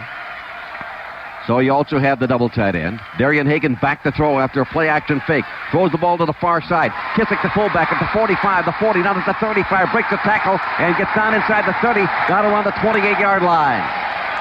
A pass to the fullback, Eric Kissick, the 6', 225-pound senior from Overland Park, Kansas, and he carries the ball down to the Irish 27 for a first down. Had 2 catches coming into this, the biggest game of his life. And this has to be the biggest catch and a good run. He's an excellent runner, 28 yards on the play. He's an excellent runner. He's an outstanding blocker. But Hagen pulled it off. He really looked away and then came back to him, didn't he? First down and 10. So Colorado threatening once again. Handoff goes to Flanagan. Flanagan 25, down to the 20, and he is down to about the 19-yard line. So J.J. Flanagan knifing through a gaping hole. Finally gets stopped in the defensive secondary. And it was Pat Terrell who made the tackle for the Irish, but not until J.J. Flanagan picked up 8 yards on the play. It'll be second down and 2. Joe Garton got the big block, number 62, the All-American at the left side for the Buffaloes. They had 4 out of the 5 offensive linemen were either all Big 8 or All-American this year. So it is second down and 2. Wide to the left is Jeff Campbell. Power I formation. Starting in motion is Pritchard, and Darion Hagen calls for a timeout. Looked across the line of scrimmage, did not like what he saw. No score, Colorado threatening. This is the Orange Bowl on the NBC Radio Network. Darion Hagen took a look across the line of scrimmage, did not like what he saw. Colorado looking at second down and 2 with the ball down around the 20-yard line, as Tom mentioned. First player ever to rush for 1,004 yards, pass for 1,002. In the same season in Big 8 history. Only the sixth player ever to do it in NCAA history. Yeah, it's an amazing thing. He has a lot of composure for an 18-year-old young man. He has a child. He came out of the worst part of the neighborhood in the Watts area. One time said he went through with his red athletic jacket on, and a member of a gang, the Crips, was going to shoot him, and end up getting a young man right down the road from him. But it turned out that the other gangs almost allowed him safe territory coming through on his way to practices. That whole area began to watch Darion Hagen as he progressed through life. It seems like he might be a man with some destiny behind him. Well, right now he's looking at 2nd down and 2 when play resumes. And, of course, Barry Alvarez wants his Notre Dame defense to play very, very well because tomorrow morning he heads for Madison, Wisconsin to be named the head football coach. He's been named the head football coach, but, it's always official when they make the announcement at the press conference. And Lou Holtz is losing 2 other assistant coaches, which is the sign of a great program. Jim Strong's going to Nevada, Las Vegas, and John Palumbo is going to Austin Peay. But I don't... Palermo, Palumbo, it's all Italian. That's the legacy that a great head coach like Lou Holtz passes on, though. You want your disciples to be out at different areas turning around programs. And when he came to the Notre Dame program, when he came to the campus at South Bend, this was in shambles. Even though the last 2 times that this team played Colorado, they worked him over rather handily. There are a couple assistant coaches around the country are hoping they get a phone call after this game is over. That's right. Oh, yes, of course. Jeff Campbell is wide to the left once again. Flanagan the tailback, power eye, fake to the fullback. Darion Hagen on the keep, right side, inside the 15 and dragged down from behind as he gets down to about the 11 or 12-yard line. Ned Volcar and company making the tackle for Notre Dame, but it is a first down, option right, and Darien Hagan gets the Buffaloes down to the Irish 12. He slid right in off Vanderpool's left hip, the 308-pounder over there. He knew he had to make the early cut, though. He's innately a very, very smart football player. First down and 10, Colorado at the Irish 12-yard line. Wide to the right is M.J. Nelson. Again, that power I formation. Pritchard starts in motion. Fake to the fullback. Hagen on the keeper down to the 10. Inside the 10 down around the 8-yard line where he gets knocked down after picking up almost 5 yards on the play. Muhlenberg and Vanderpool, the right guard and right tackle, both blew their men completely off the line of scrimmage that time. So it'll be 2nd down and about 6 or 7 yards to go for a first down. I think it's 2nd down about 6.5. The ball marked at the 9-yard line. 10th play coming up in this drive. Jeff Campbell, wide to the left. He is the split end. He'll be working against Todd Light. The power eye and the handoff to Flanagan. Flanagan gets hit at the line of scrimmage and is nailed at about the 9-yard line. He got the handoff and got nailed. They stood him straight up, and then somebody else came to finish him off down at the 9-yard line. Looked like McDonald got the first shoulder on him, didn't it? So it'll be 45. 3rd down and still about 6.5 yards to go. Jeff Alm was also in there. He's the young man that's intercepted so many passes, even though he's a defensive tackle. On 3rd down conversions, both teams are 1 of 3 on the evening. But on 4th down, Colorado 1 for 1. 3rd down about 6.5. Pritchett starts in motion. Give to the fullback, Kissick up the middle and down to the 5-yard line. And that will leave Colorado with 4th down and about 3 yards to go for a first down. And my guess here is the kicking unit will come on the field, or will they? What a decision that McCartney has to make at this stage. Kissick's first carry. And, of course, he caught the pass on this drive that got him a first down. And now the field goal attempt by Ken Culbertson. Ken Culbertson, an excellent field goal kicker, 13 of 17. This will be a 22-yard field goal, hash mark right side from the... He's 4 out of 5 from this distance. Kick is up in the air, and it's a sidewinder, and it's off to the left. It is no good. A chip shot field goal, and he missed it. Campbell got the hold down. Number 84 is the holder. The hold was good. The kick was bad. We've got a timeout. We have no score. Now this for sharp camcorder.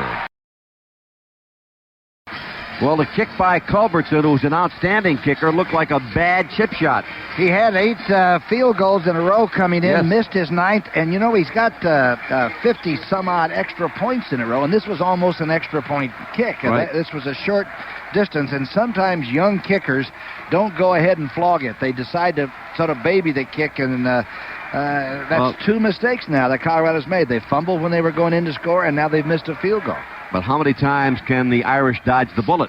And the question as far as Culbertson is concerned is you can't really say much about his missing that 9th straight field goal attempt because all it was a 61-yarder. against Kansas State. I mean, 61 yards a bit much. This guy needs 4 or 5 acres to kick in, that's all. So Notre Dame has the ball. There's no score, and the Irish have it at the 20-yard line. And if you're going to give marks now as far as the first quarter and whatever time has been played here, we got 11:22 on the clock in the second. Colorado's had the edge offensively, and Colorado's had the edge defensively. There's nothing wrong with Irish luck. And don't think Lou Holtz isn't going to talk about being fortunate. Yes. We're going to have to steal this game. These guys are good, but they're going to run out of gas in the second half. And you know what? They're going to get frustrated. We've been there before, and we can hang in there. You know all these locker room speeches, I've don't heard you? them all. Unsuccessfully, the coaches tried to get me to play better. You know? It'll be first down and 10 when play resumes for the Irish at the 20-yard line. Colorado 129 total yards. Notre Dame had 53 thus far. I would imagine the Colorado defense is going to begin to really lean on that Notre Dame offense and force Tony Rice to throw the ball more than he wants to. That's what I'd be looking for now. Into the wind, too. Talked about Hagen being fifth in the balloting for the Heisman Trophy. Tony Rice was fourth in the balloting. Football News College Player of the Year, winner of the Johnny Unitas Golden Arm Award as the top quarterback in the country. First down and 10. Rice has got him lined up. Power eye, quick toss left side. The rocket at the 20 to the 25-yard line. Picks up 5. It'll be second down at about 5 to go. And Colorado moving very well laterally to stop Rocket Ismail before he could really turn it upfield. He did get about 5. It'll be second and 5. You know, I get those little fellas that can run that fast hurt, you know, that sudden stop at the end of it. He doesn't look like he's more than 160 pounds. Tony Smith is out of the game, and that means that Ray Griggs will come in as a wide receiver, with Pat Eilers working out of the slot. Anthony Johnson, the fullback. The Rocket is at tailback. Tony Rice, the quarterback, his tight end Derek Brown is on the left side.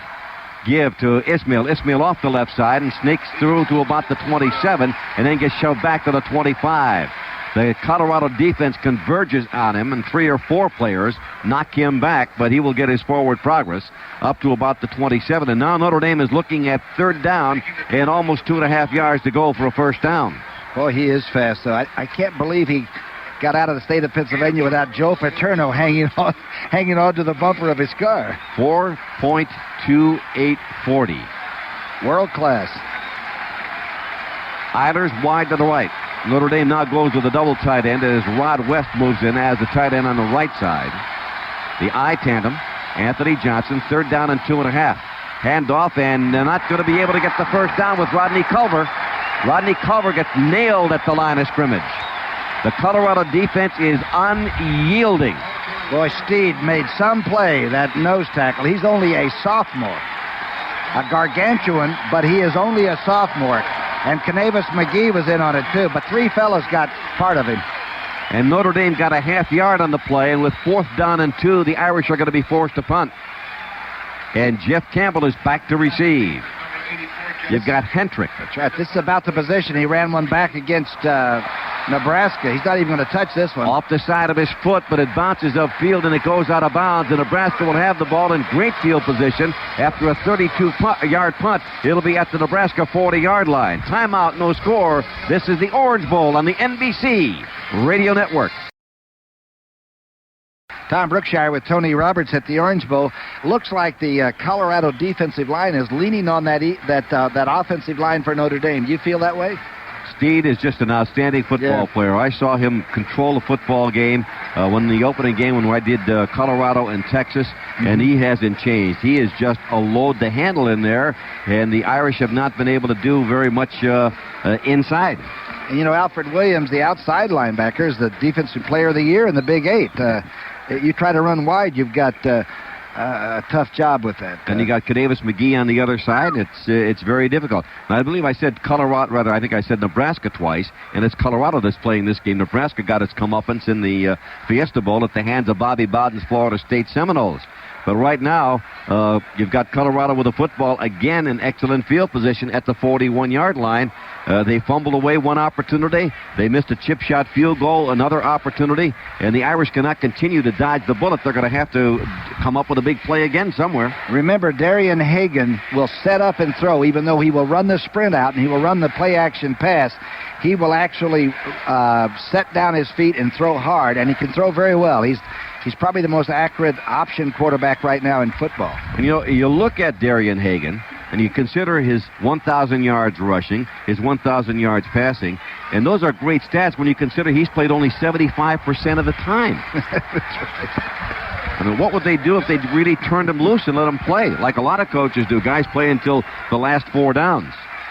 Bieniemy now in at tailback, replacing J.J. Flanagan.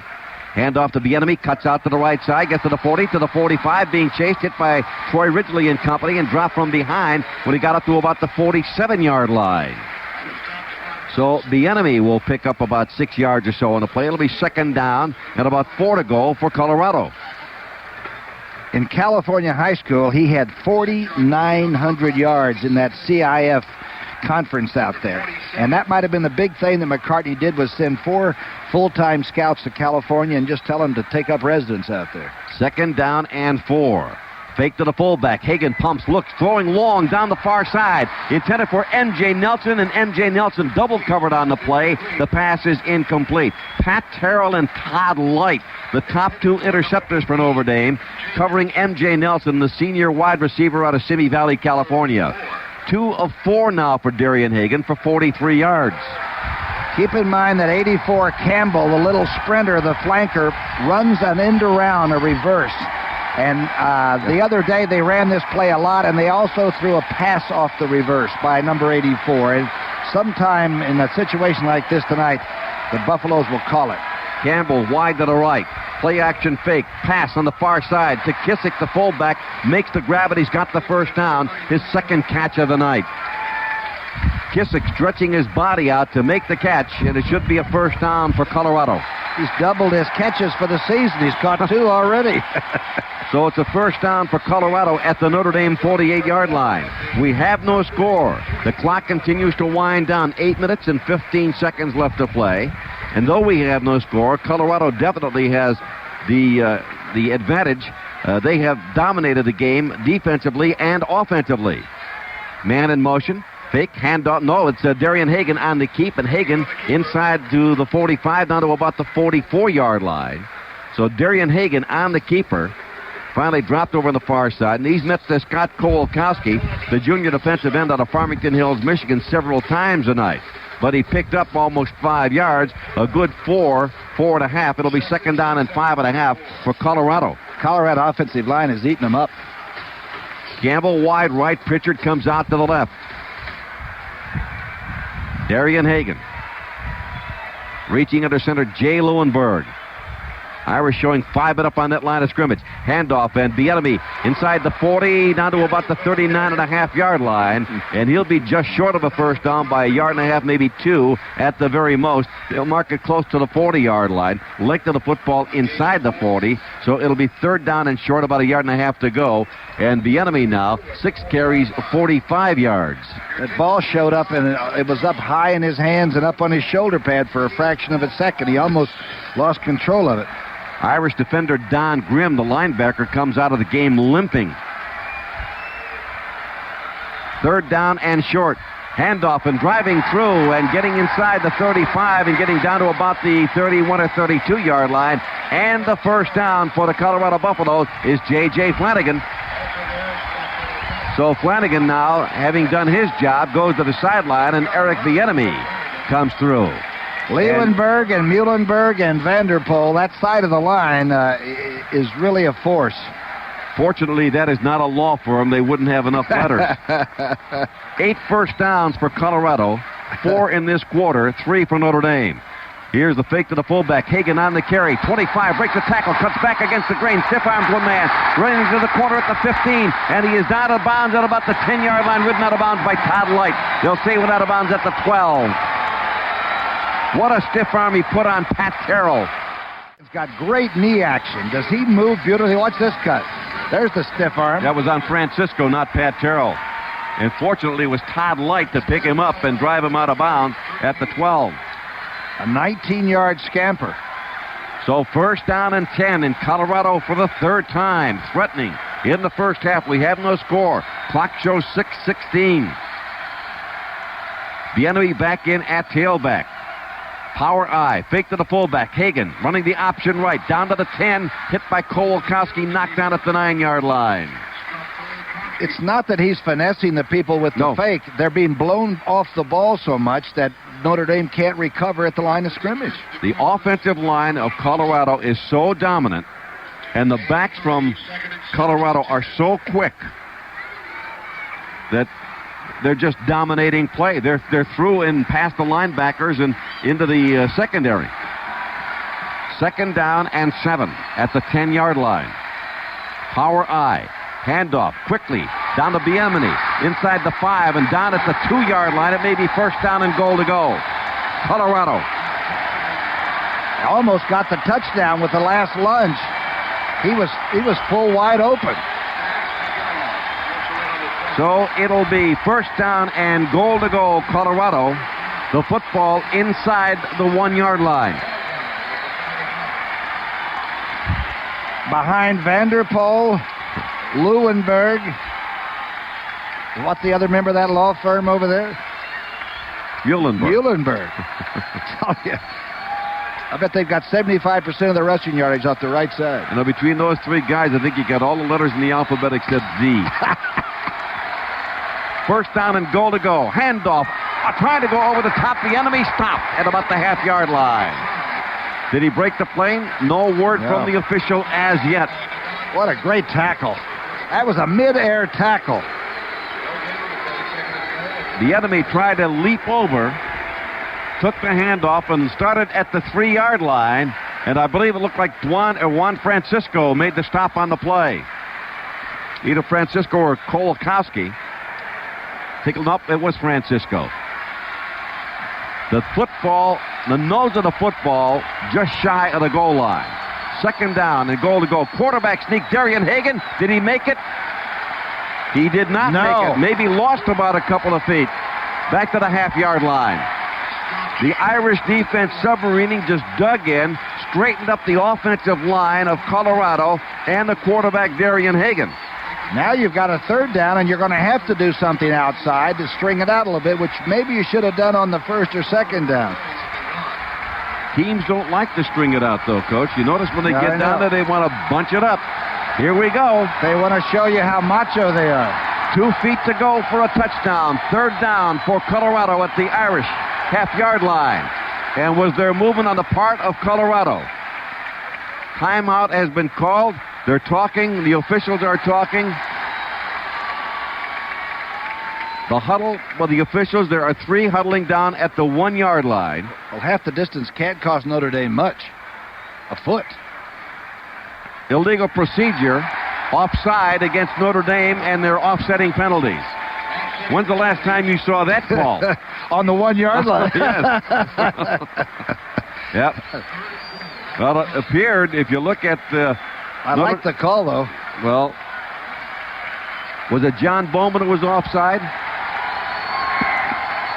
And then it looked like somebody from Notre Dame moved across the line of scrimmage. So we'll try it again. 3rd down and 2 feet. Here's Hagen running the option right side. Gets hit, pitches the ball out to the enemy, and he's knocked out of bounds by Stan Smigala. So with 4th down, a loss of 2 yards on the play. Great defense by the Irish. Now what does Bill McCartney do? Now you've already missed 1 chip shot field goal.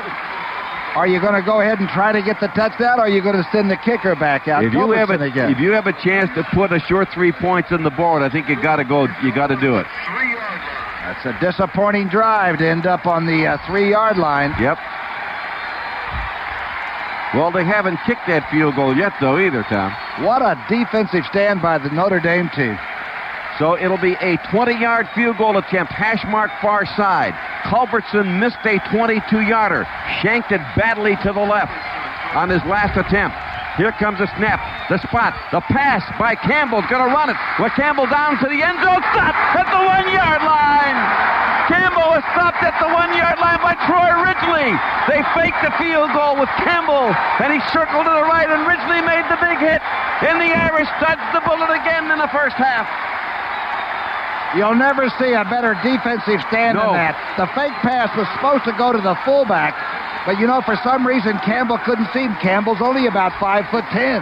And he couldn't see so over quick. Everybody. And you can't fault Campbell for trying to take it into the end zone. And he got airborne, but just couldn't get it in. Magala made the initial hit, and then Troy Ridgely wrapped him up. There is no score. We've got a timeout now. This for State Farm. Robert, we have seen an outstanding goal line stand by the Fighting Irish of Notre Dame, and it looked almost certain that Colorado would score. During the season, the Buffaloes scored 50 of 57 times inside the 20. We've seen them fail twice already today. A fake field goal and a missed field goal. And a team that doesn't turn the football over has fumbled it one time. And that thwarted another drive. You can't say enough for the Notre Dame linemen that were holding underneath the line of scrimmage. All right, Tony Rice now has his work cut out for him. It is first down and 10 Notre Dame at their own 1-yard line.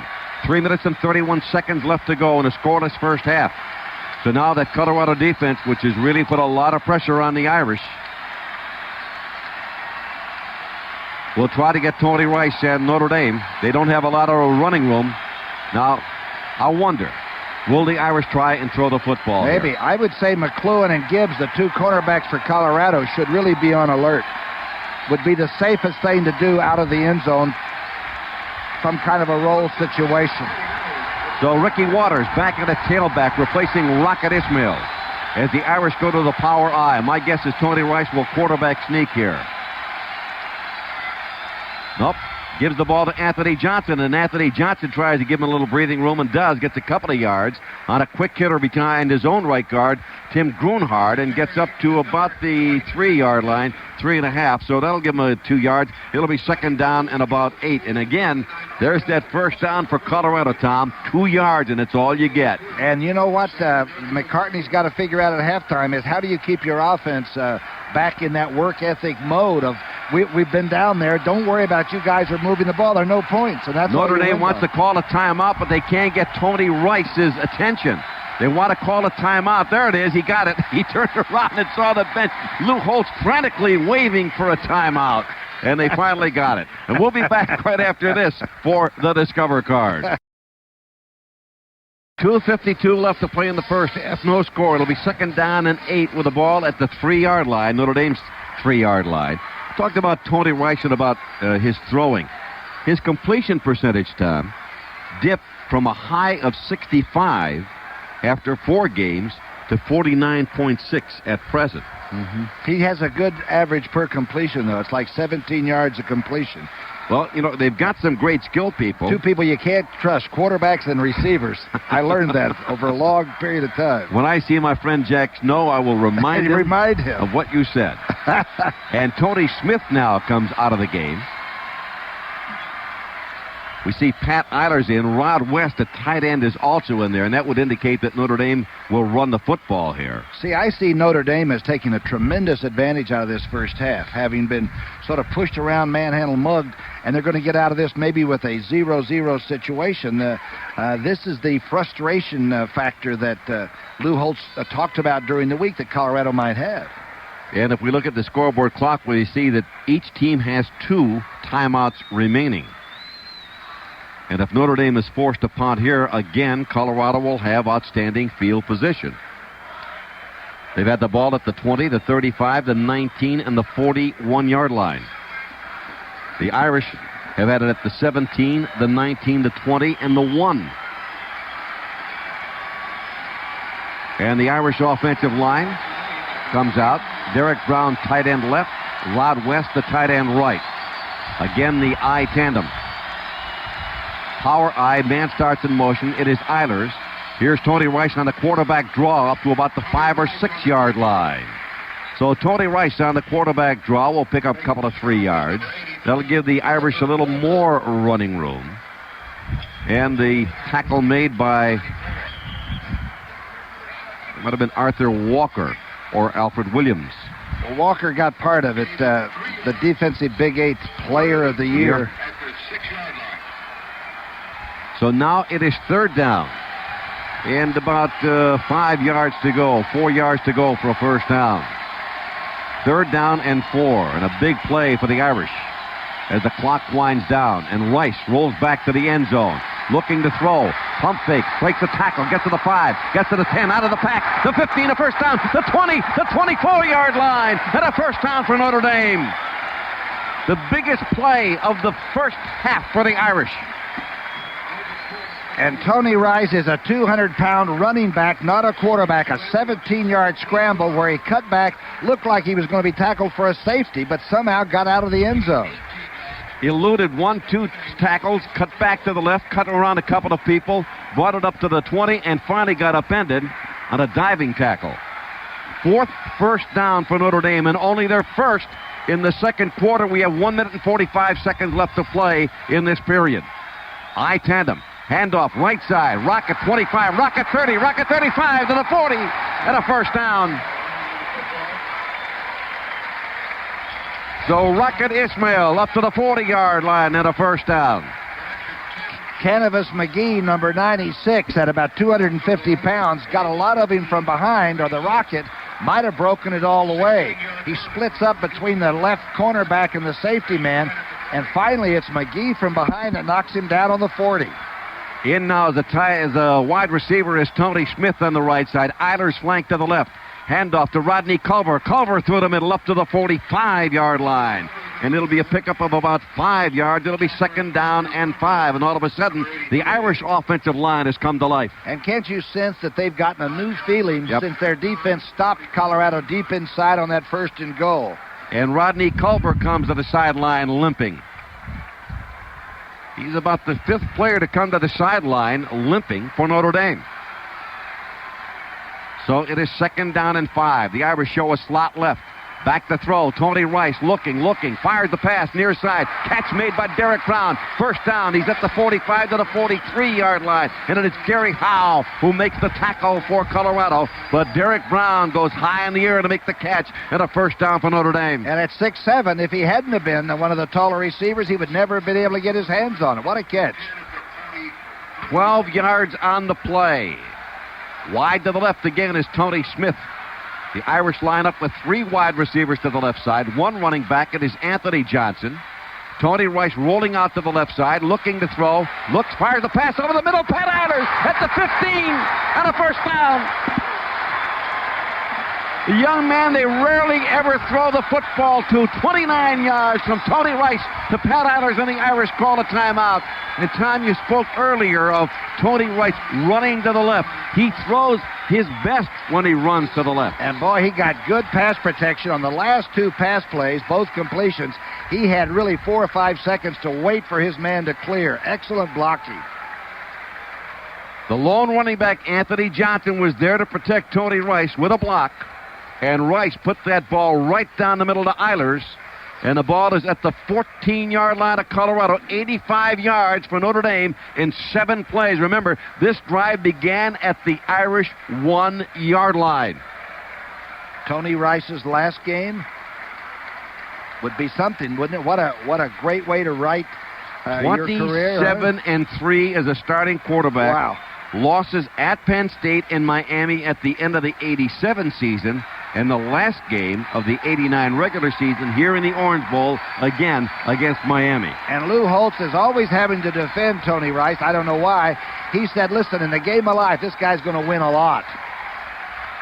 At the half, we'll have Bob Berger, and we'll have the scores and highlights of all of today's bowl activity. 14 seconds, time of the essence here. Notre Dame has 1 timeout remaining. There is no score. The Irish have the football, first down and 10 at the 14-yard line of Colorado. And Pat Eilers has come to the sideline to talk to Coach Lou Holtz. The Rocket now comes to the sideline, and he will get counsel from the coach. And Tony Roberts, I believe the Colorado defense is really stunned right now.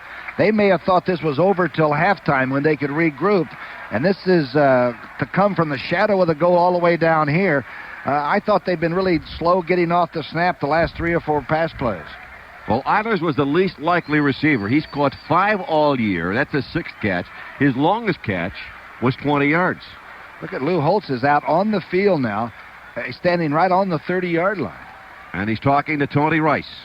Do you have it straight? 14 seconds left First down and 10, Notre Dame at the Colorado 14. Whatever you do, Tony, do it right.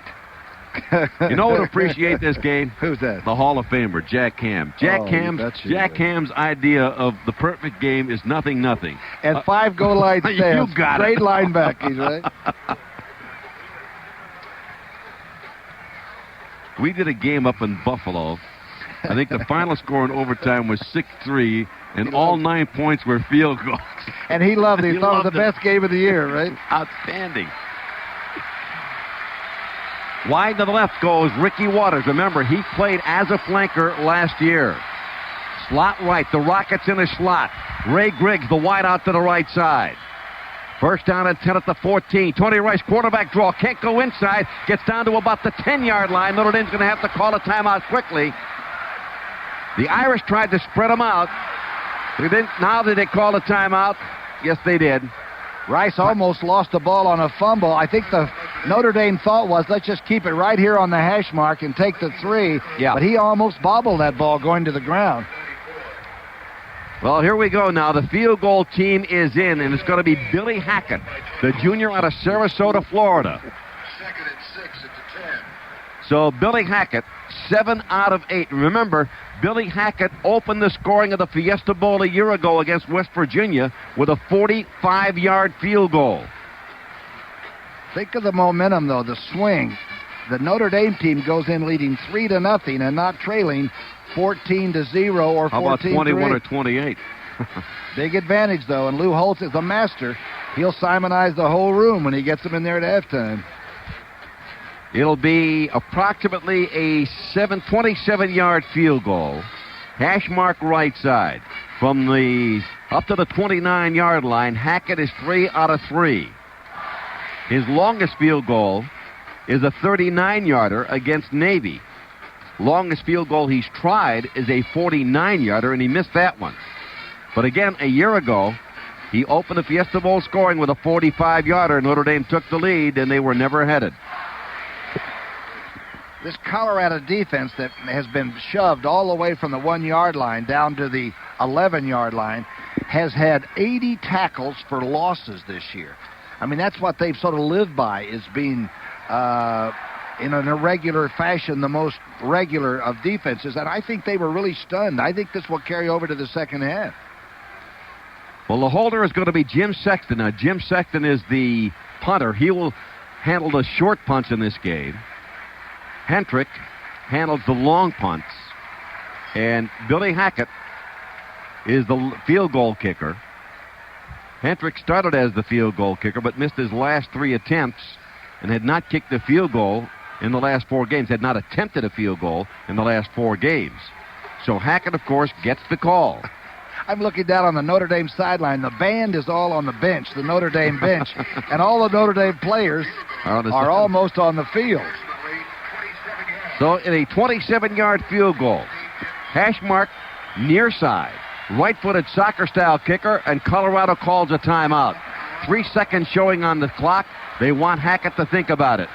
Hackett says, all right, guys, we're going to think about it. We're going to go down to the sideline. We're going to talk to the coach. When your career depends on whether a kicker's going to kick a field goal through, you know you're in trouble. Remember Uzelak, the Navy coach? Yes. He won the game. His kicker did it. They danced and had the champagne and all that, and they fired him right after that. Schenk, that's right. Alabama has tied it up in the Sugar Bowl. Alabama 7, Miami of Florida 7. And I can remember a couple of years ago during the Sugar Bowl with Vinny Testaverde going for Miami of Florida. And I said to myself before the game, they were playing Tennessee and Johnny Major, I said, if ever there was a mortal lock, because Miami of Florida had beaten Oklahoma, was ranked number 1 that year, I said, if ever there's a mortal lock, this is it. They had 12 number 1s on the squad, right? And, you know, Johnny Majors talked Jimmy Johnson and the Miami of Florida thinking they were never talked about Tennessee, talked about Miami should be number 1. They beat number 1 Oklahoma if it comes down to the balloting, and then wiped their noses with it 35-7. Here we go.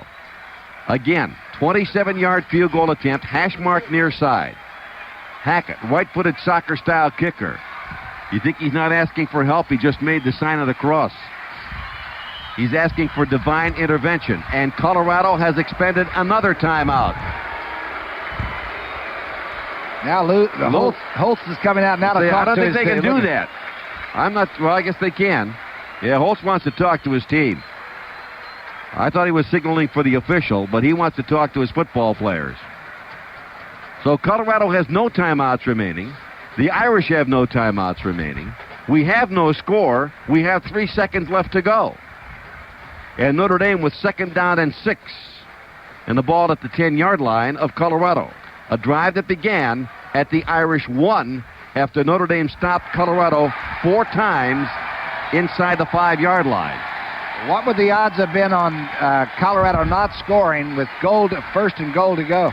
Lloyd's of London would not have ensured that. Would not have written it, even in syndication. Now they've got to do it. The ball to be spotted down by Sexton at the 27-yard line. Hackett, the field goal kicker for Notre Dame. Hash mark near side. Everybody's lined up. Here comes the snap, the spot, the kick up in the air. It is blocked. Blocked by Colorado. The ball batted around, and it's taken, I believe, by Jeff Alm. I'm not sure. But anyway, the first half is going to wind up 0-0 as Colorado blocks the Irish attempt for a field goal that would have put Notre Dame out in front 3-0. And talk about a swing of emotion. End of the first half, no score. Now this for General Motors. Hi again, everybody. I'm Tony Roberts along with Tom Brookshire, and I wonder whatever happens if Ruffy the Buffalo decides he's not going in that van. Especially if those big elephants are hanging around, right? What a halftime show that was. Listen, I got a big problem with this. These are 2 of the best offensive teams in the nation playing for number 1. Colorado averages 41 points a game. They have 0. They've moved the ball a little bit. Notre Dame averages 33 points a game during the regular season. They've got 0, and I made a tremendous prognostication. I think the over was like 51 points, you know, and I go 27-24 with my pick. Well, in the press room at the Omni International headquarters, I was telling Tom Wood, the president of the Orange Bowl committee, that it starts at 0 and it goes up to about 70 points or 75 or, you know, some astronomical number. Anyway, no one picked from 0 to 19, and boy, guy that got number 20 is looking pretty good right now, isn't he? Real good right now.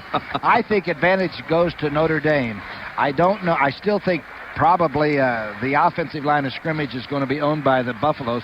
It seems to me like right now, coming out of the 0-0 with as many shots as the Buffaloes had, that Notre Dame might have some incentive. But the blocked field goal might throw it all back into the hopper again. Right. And I think Notre Dame's going to have to throw the football. Well, and as strange as it may sound, Tony Rice might look forward to that. I thought he looked better the last 2 or 3 passes on that drive than he's looked probably all year throwing the football. There were a lot of big plays.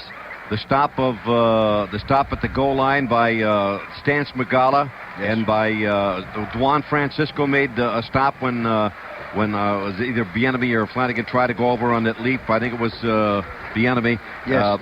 There was the hit down at the 1-yard line on 4th down. Troy Ridgely and Stance Magala, and Greg Thomas, who was a 6'3", 210-pound sophomore free safety from Rancho Palos Verdes, California, got credit for blocking the field goal. That's certainly a big play.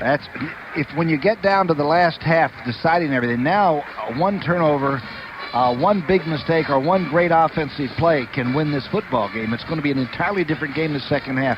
I think you almost have to throw away what you did in the first half and come out and start sort of fresh.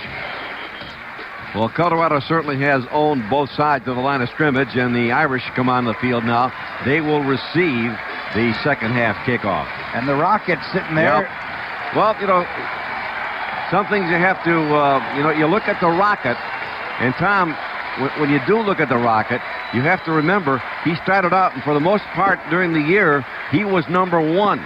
But he has slipped from 1st to 14th in the NCAA stats. Remember now, the average starting point for teams that have been playing Colorado this year are the 24-yard line.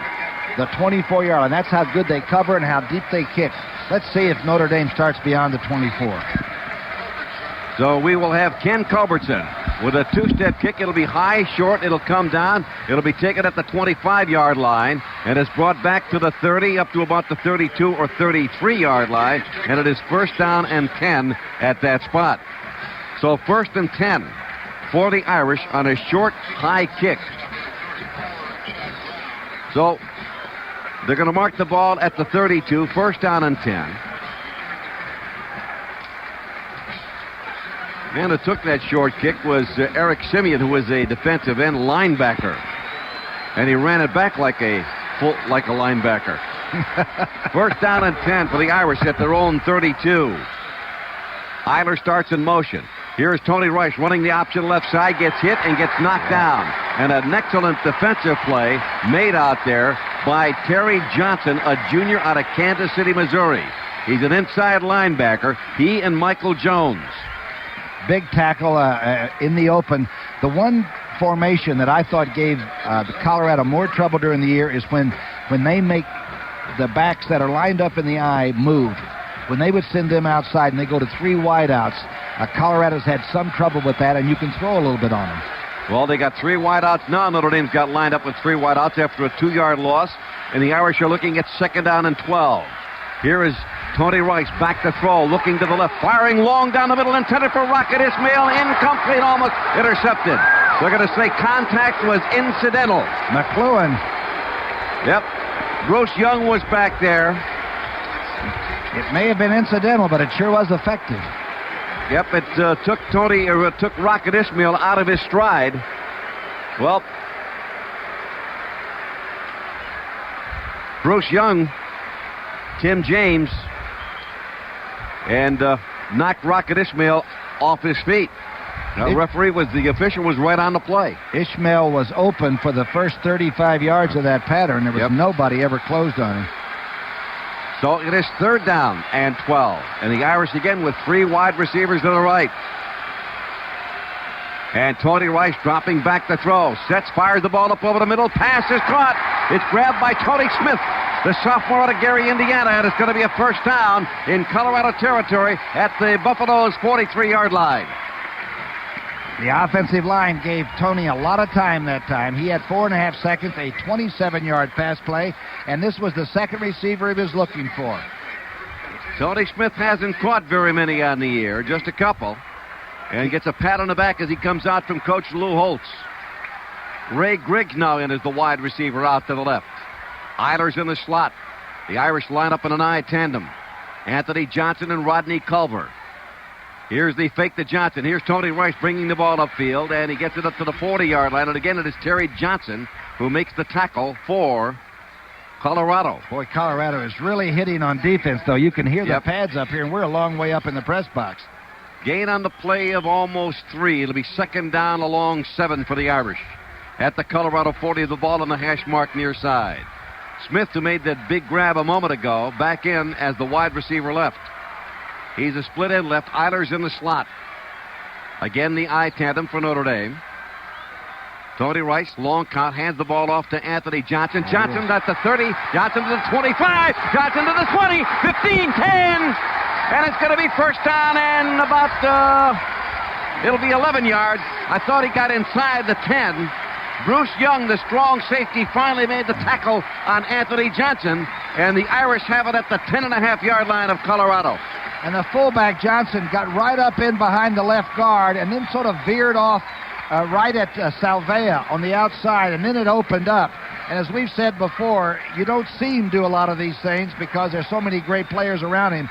But Anthony Johnson's a good-looking football player. 30-yard scamper by Anthony Johnson. It is first down and 10 at the 10.5-yard line. Irish go to the bone. Here's the Rocket at the 10. Rocket's down to the 5. Rocket fights his way. He's down about the 1-yard line. Bruce Young, the strong safety, made the tackle on Rocket Ismail.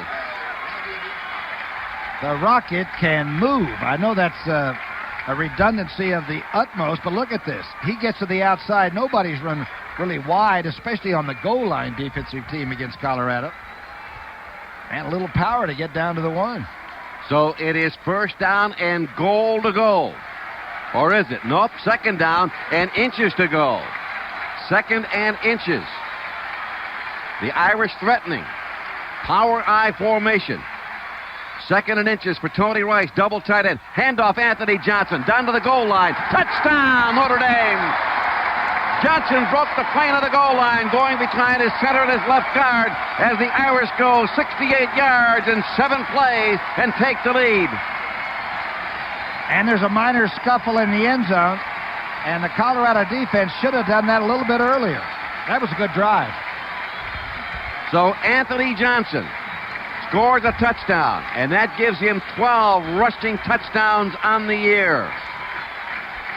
He was tied for third with Vegas Ferguson, 32 career rushing touchdowns. He is now in second place. Hendrick will try for the point after touchdown attempt. The Irish take the lead here. The ball to be spotted down at the 11-yard line. Sexton, the holder, snap, spot, kick is up in the air. It is good. And Notre Dame leads it 7-0. This is the Orange Bowl on the NBC Radio Network. Thank you, Tony. Alabama's proving no pushover at the Sugar Bowl with Miami leading 20-10. Gary Hollingsworth threw his second touchdown pass of the day to cut the lead to 3 with 40 seconds left in the second quarter. The Tide then picked off a Craig Erickson pass. However, Philip Doyle, who connected earlier from 48 yards out, missed a 40-yarder with seconds to go. Now at halftime, Miami 20, Alabama 17 at the Sugar Bowl. Tony? Well, lowest scoring Orange Bowl game ever was 6 points, 1938. Auburn blanking Michigan State 6-0. The first game was 1935. Bucknell 26-0 over Miami.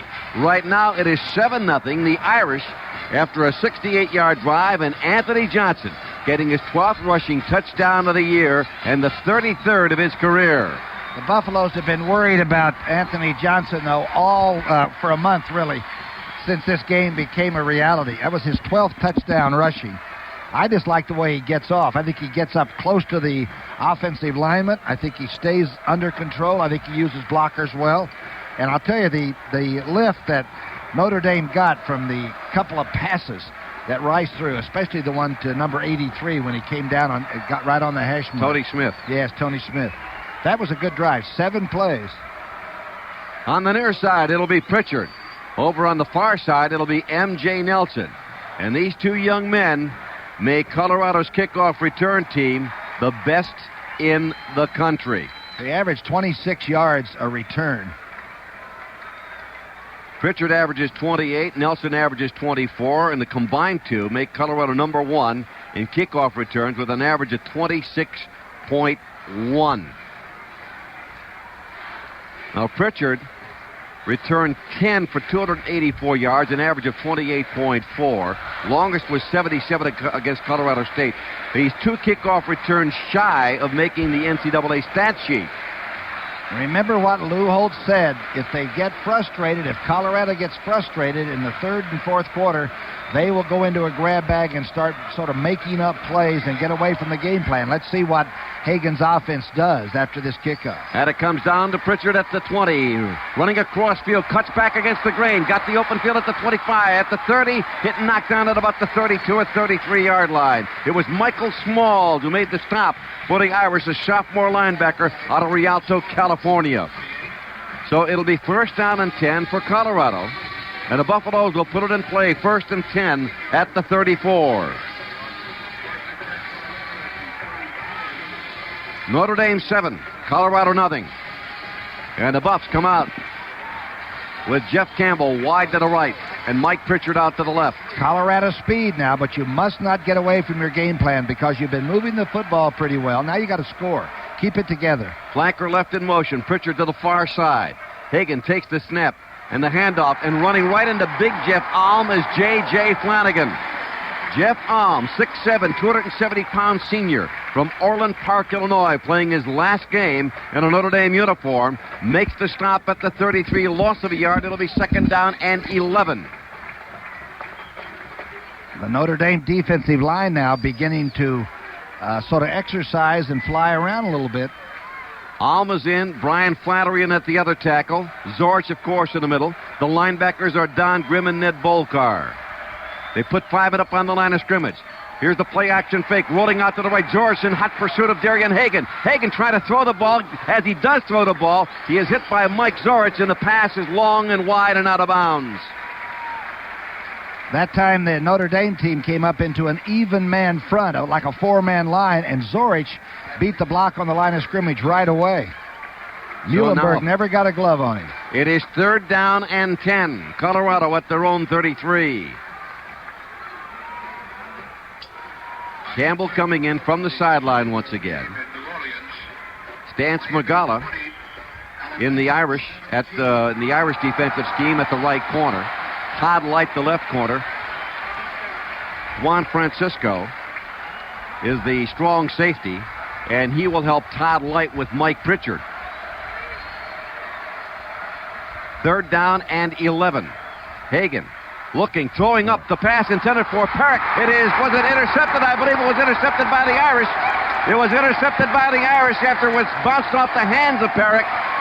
And it might have been Ned Volcar. And Volcar was the young man who picked one off against Miami and ran it back for Notre Dame's only touchdown. And Volcar did that when he was flat on his back on the ground when the ball was spiked around, and he makes a tremendous interception. Again, 3rd and 11. That's not something that Colorado's lived with very much this year. 7-0 Irish timeout. Now this for Buick. Interception number 25 in the year for the Fighting Irish of Notre Dame, and that's number 2 for Ned Volcar. As I said, he got Notre Dame's only touchdown against Miami, picked off a pass and ran it back 49 yards for a score. And again, Colorado has not been in that 3rd and long situation, 12 yards or 11 yards, very many times during the year. So it's a new play called, and Hagen's looking around in that huddle, and people are looking at him like, we haven't had to call this kind of a play. And Perrick is not, the big receiver that you'd go to 10 times in a game. Well, the Irish have the football, 1st down and 10 at the 46-yard line of the Colorado Buffaloes. 10 minutes and 46 seconds left to play here in the 3rd quarter.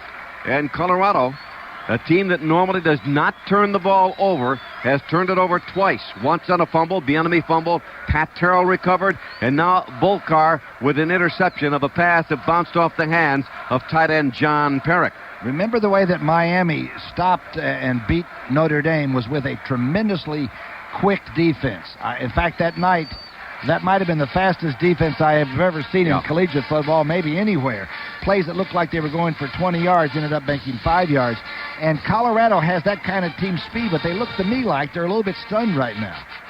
Well, I'm not sure that Miami is the same football team elsewhere as they are in this stadium. Okay, good point. As are the Houston Oilers are not the same football team once they venture outside the Astrodome. And this is a big game, and the Colorado team is a little stunned. They didn't score when they had 1st and goal, and they missed a field goal, and they've given up a touchdown. Derek Brown, the tight end, is to the left. Tony Smith out of Gary, Indiana, wide to the right. Eilers, the slot man on the right side. Pro set, handoff to Rocket on the draw, and Rocket he got back to the line of scrimmage and won. Terry Johnson made the hit on Ismail before he could get started. After a gain of a yard, it'll be 2nd down and 9. And the Buffaloes defense, again, tough on 1st down. Irish may have to go to throwing on 1st down. And the formation they don't like is when you clear out and get 3 outside receivers there. Make a motion man out of it and leave 1 back there. Power eye, strong left. Here's Rice, faking to the fullback, gets hit, breaks a tackle, and then they gang up on him, and they nail him at the 45-yard line, right at the line of scrimmage. Again, Terry Johnson, one of 3 of Colorado Buffalo defenders in on the tackle. Alfred Williams also had a piece of the action. The All-America out of Houston, Texas, a 6'6", 230-pound junior. And they have stuffed the Irish in 2 plays. 3rd down and 9. 3rd and 9 for Notre Dame. Smith goes wide left. The Irish on 3rd down conversions, 3 of 6 on the night. I tandem Johnson and the Rocket. And Rice back to throw, steps up, short pass. Caught by Anthony Johnson, breaks a tackle at the 40, down at the 35, and he snakes his way for a 1st down at the 32-yard line. Anthony Johnson, they don't throw to him very much. But when they do, he makes them pay. And the ball, they'll mark it at the 33. It'll be a 1st down. The linebacker knew exactly who was going to get that pass. It was a little check flare across the middle and then missed the tackle on it. And Johnson is trying to be the MVP of the Orange Bowl, a 12-yard gain. So it is 1st down and 10. 1st and 10 for the Irish. Dorsey Levens comes in now and lines up as a slot man on the left side. Here's Tony Rice on the option left side. Rice may run it. Does outrun one man, outruns another, and finally runs out of bounds down around the 26-yard line in front of the Colorado bench. But we have a penalty marker on the play. and it'll be the first penalty of the game.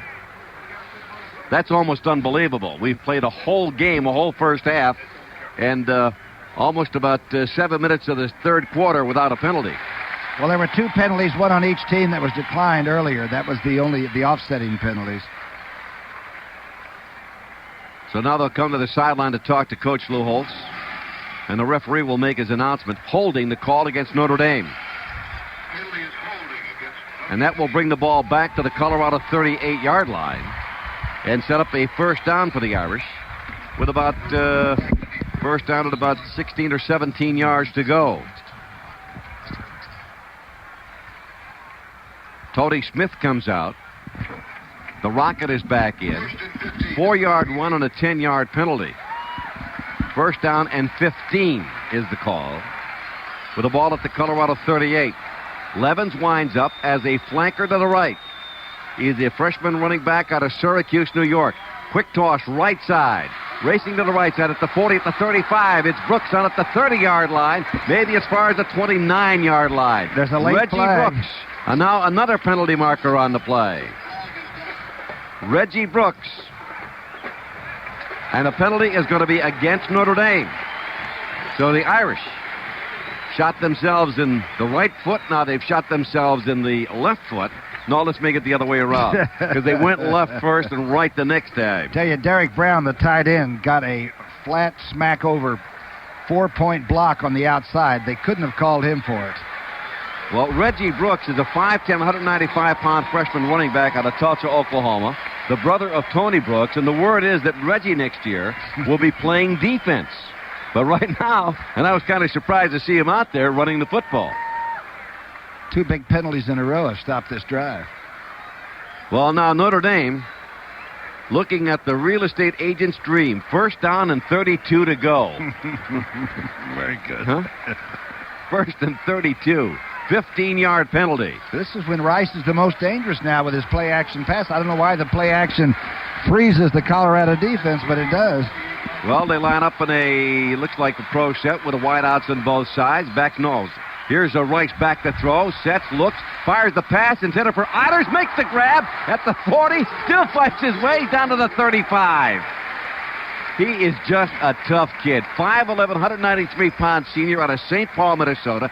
17 yards on the play. Outstanding blocker. And the second time he scored a pass. I don't think Pat Eilers ever caught 2 passes in a game in his career. And he was closely covered, bounced around, and the ball was forced, and Rice still got away with it. Right now he's golden. Dave McClellan was right on the back of Pat Eilers, and Eilers still made the catch. It is going to be second down and 13. 5 out of 7, 98 yards for Tony Rice. I-tandem slot left. Colorado 4-down lineman. Back to throw. Rolling to the left. On the run. The pass. A one-hopper incomplete. Tony Rice had a man out there in the open on the far side. It was William Pollard, the freshman out of Fort Knox, Kentucky. So now the Irish are looking at 3rd down and 13. Michael Jones that time, the inside linebacker on that side, went through, and since Tony Rice was running beyond the tackle out there, he was free game, and Jones really drilled the quarterback and knocked him down. There's some bad feelings right now building, I think. Oh, yeah. Yes. Eilers comes out, and the Rocket is in. So you got speed to burn on the left side. Pollard is the split end, the Rocket in the slot. The I-tandem once again, Reggie Brooks and Anthony Johnson. Tight end to the right. Handoff to nobody. Ball goes to the Rocket. Rocket 30, Rocket 25 on the sideline. 10, 5, touchdown Irish. Raghib Ismail, touchdown. 35 yards. You want to talk about somebody picking them up and laying them down? And he glided. He took the speed off the last 10 yards. 46 yards in 6 plays. But that was a big one. The reverse. He was trapped, by the way, for a 3-yard loss and got rid of the first tackler. And then McLuhan missed him sort of with a diving tackle. And you only get one shot at the Rocket. It's like trying to hail a cab in New York City. The point after touchdown attempt. Here comes the snap to Sexton. Spots it down. The kick is up, and it is high, and it is good. The Rocket, and a heck of a block was put on Dave McClellan as he came in to try to get Ismail, and Ismail just ran down the right sideline after he got the block, and nobody laid a hand on him. I believe it was McGee that had him 3 yards deep and had the chance to tackle him, but then McLuhan makes a last-ditch effort, but nobody even got close to him from the 15-yard line in. Well, right now, Mo belongs to Notre Dame. Well, and Mo's not only there, but the missed chances that Colorado had to score in the first half now come back to haunt you. Now you have to come out and say, okay, we're going to have to get some points in a hurry, and you can throw the ball around and have another interception. And once again, that dangerous dynamic duo for Colorado. Pritchard coming down on the near side, and M.J. Nelson over on the far. Tony, I think you've got some doubt now in a young team's mind, and this is a pretty young team that's been ranked number 1 the last 3 weeks. Had a long time to think about playing for the national title, first time in the school's history. That's a lot of pressure, and all of a sudden you say, boy, that Ishmael really is fast. And I had him, but I missed him. We haven't given up a rushing touchdown in a month. Those kind of things you don't like to think of, but you do.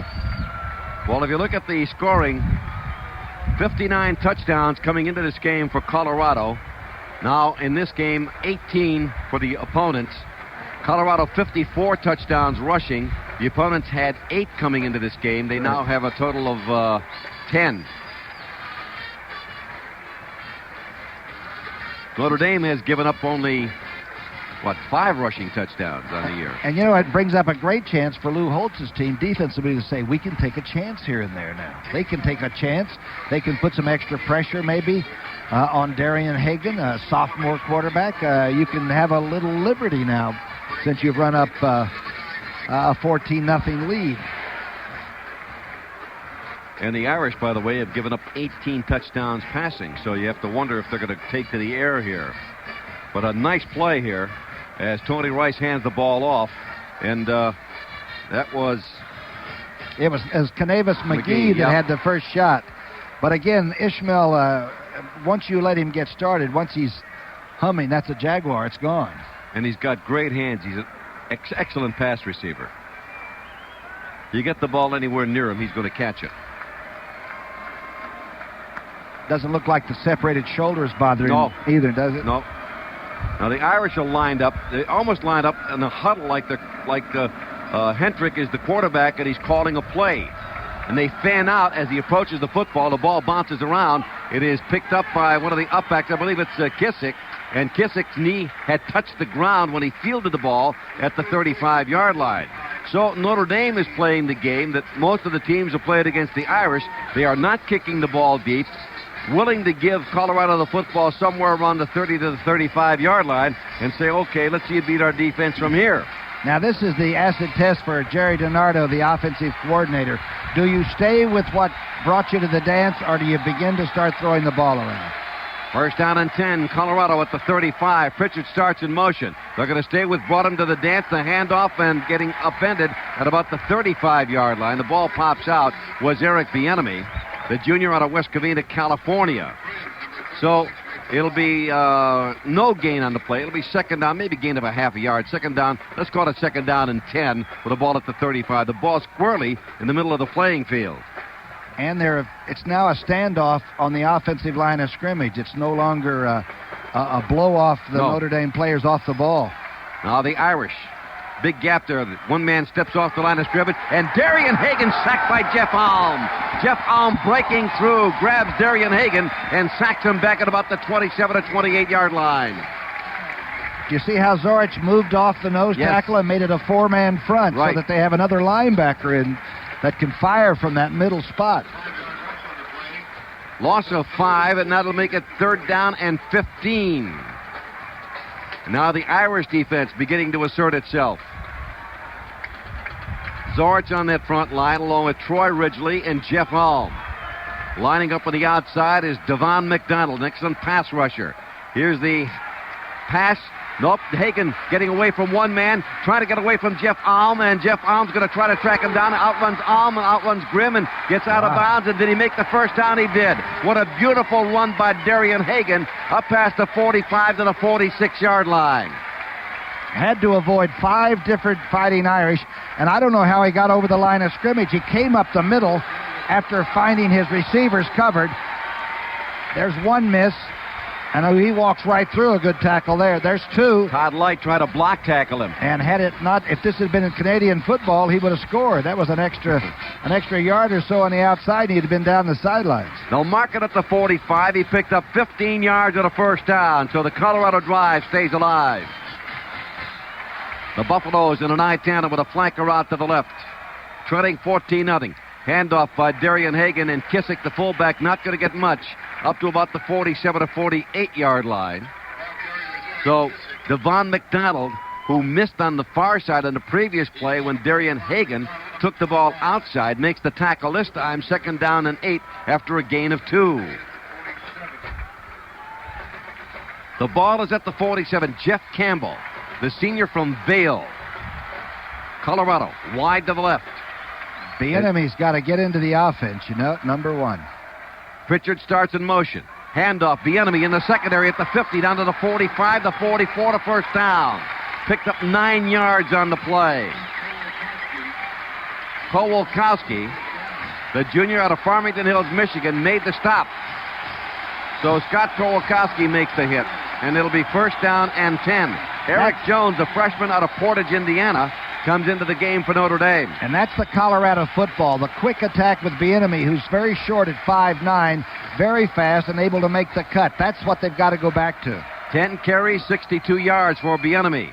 Fake to the fullback, Hagen on the carry. Hagen down to the 40-yard line, gets down to the 39, and a gain on the play of about 4 before the Irish defense stacks him up. Brian Flannery and company. Bolkar in the area. So you have Hagen now, 16 carries, 67 yards. Bieniemy with 10 carries for 62. Flanagan had 8 carries for 26. 2nd down at about 6 at the Irish 39. Slot left, play action fake. Hagen firing the pass up the middle. The pass incomplete.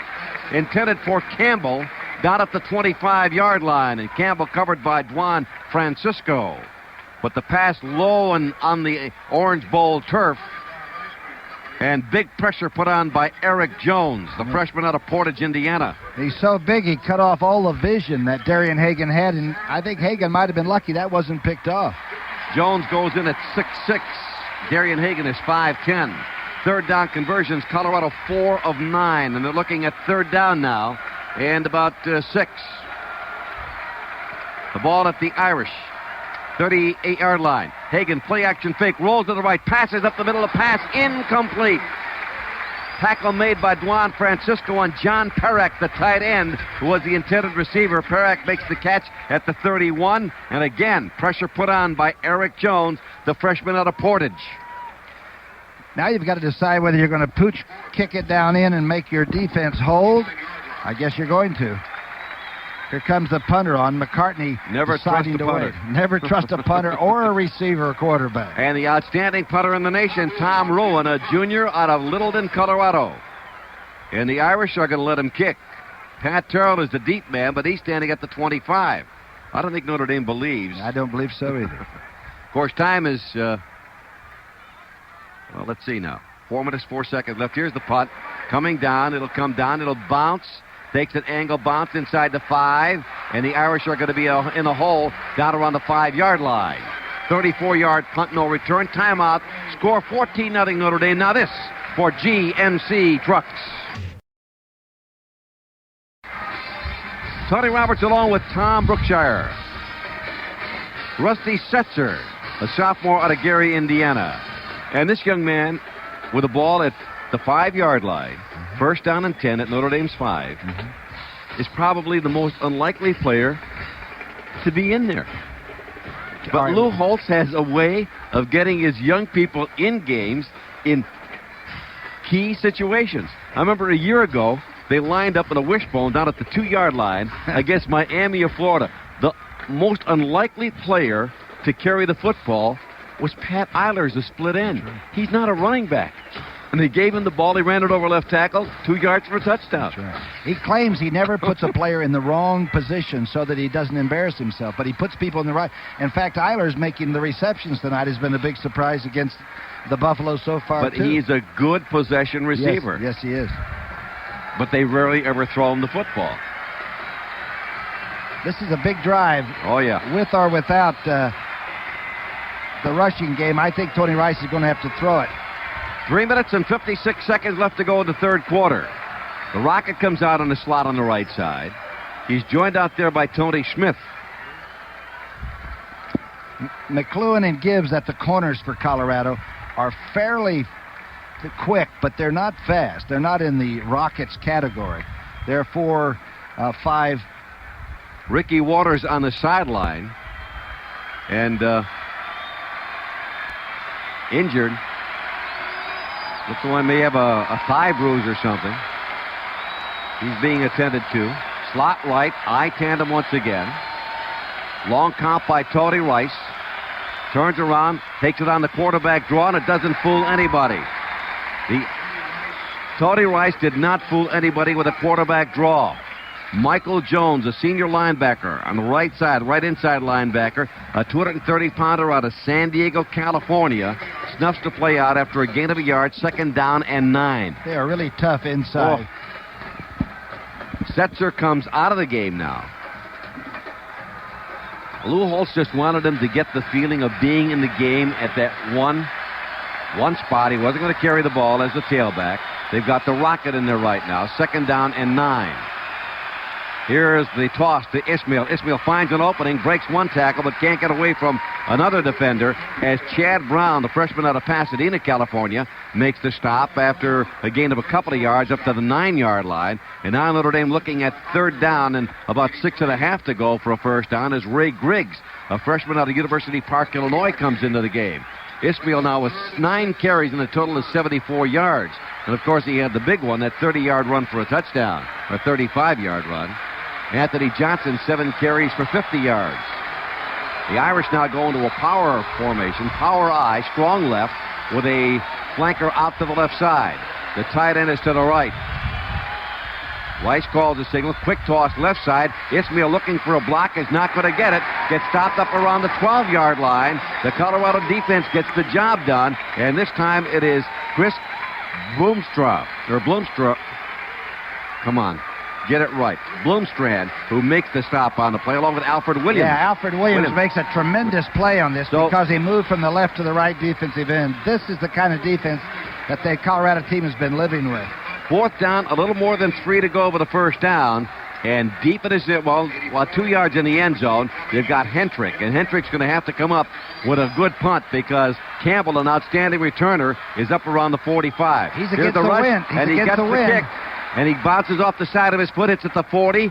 It bounces at the 50. And the Irish are going to get a break as it goes into Colorado territory and out of bounds at the 46-yard line. A 42-yard punt. And he shanked that one off the side of his foot.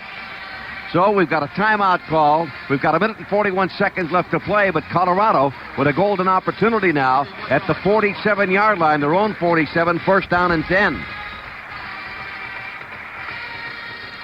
Appears that the wind, if you look at those little streamers on the uprights, is picked up once again.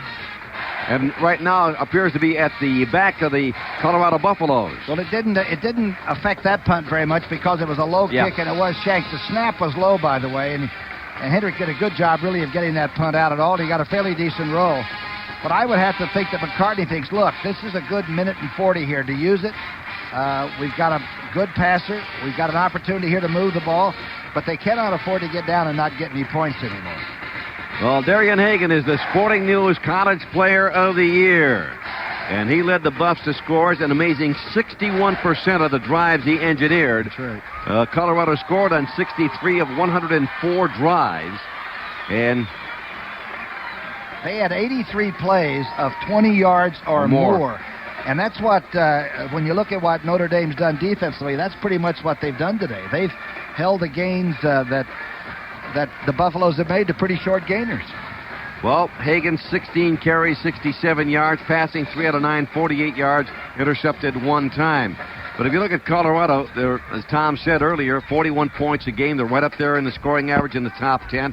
And their total offense, 473 yards a game on the average. And 41 points a game. And now you're shut out with 1:41 in the third period of the biggest game of your life. But they have such explosive speed in the backfield and at their skill positions that they can make that up. And, well, as Dick Vermeil said on the telecast today at the Citrus Bowl, he said, heck, they're only 3 big plays away.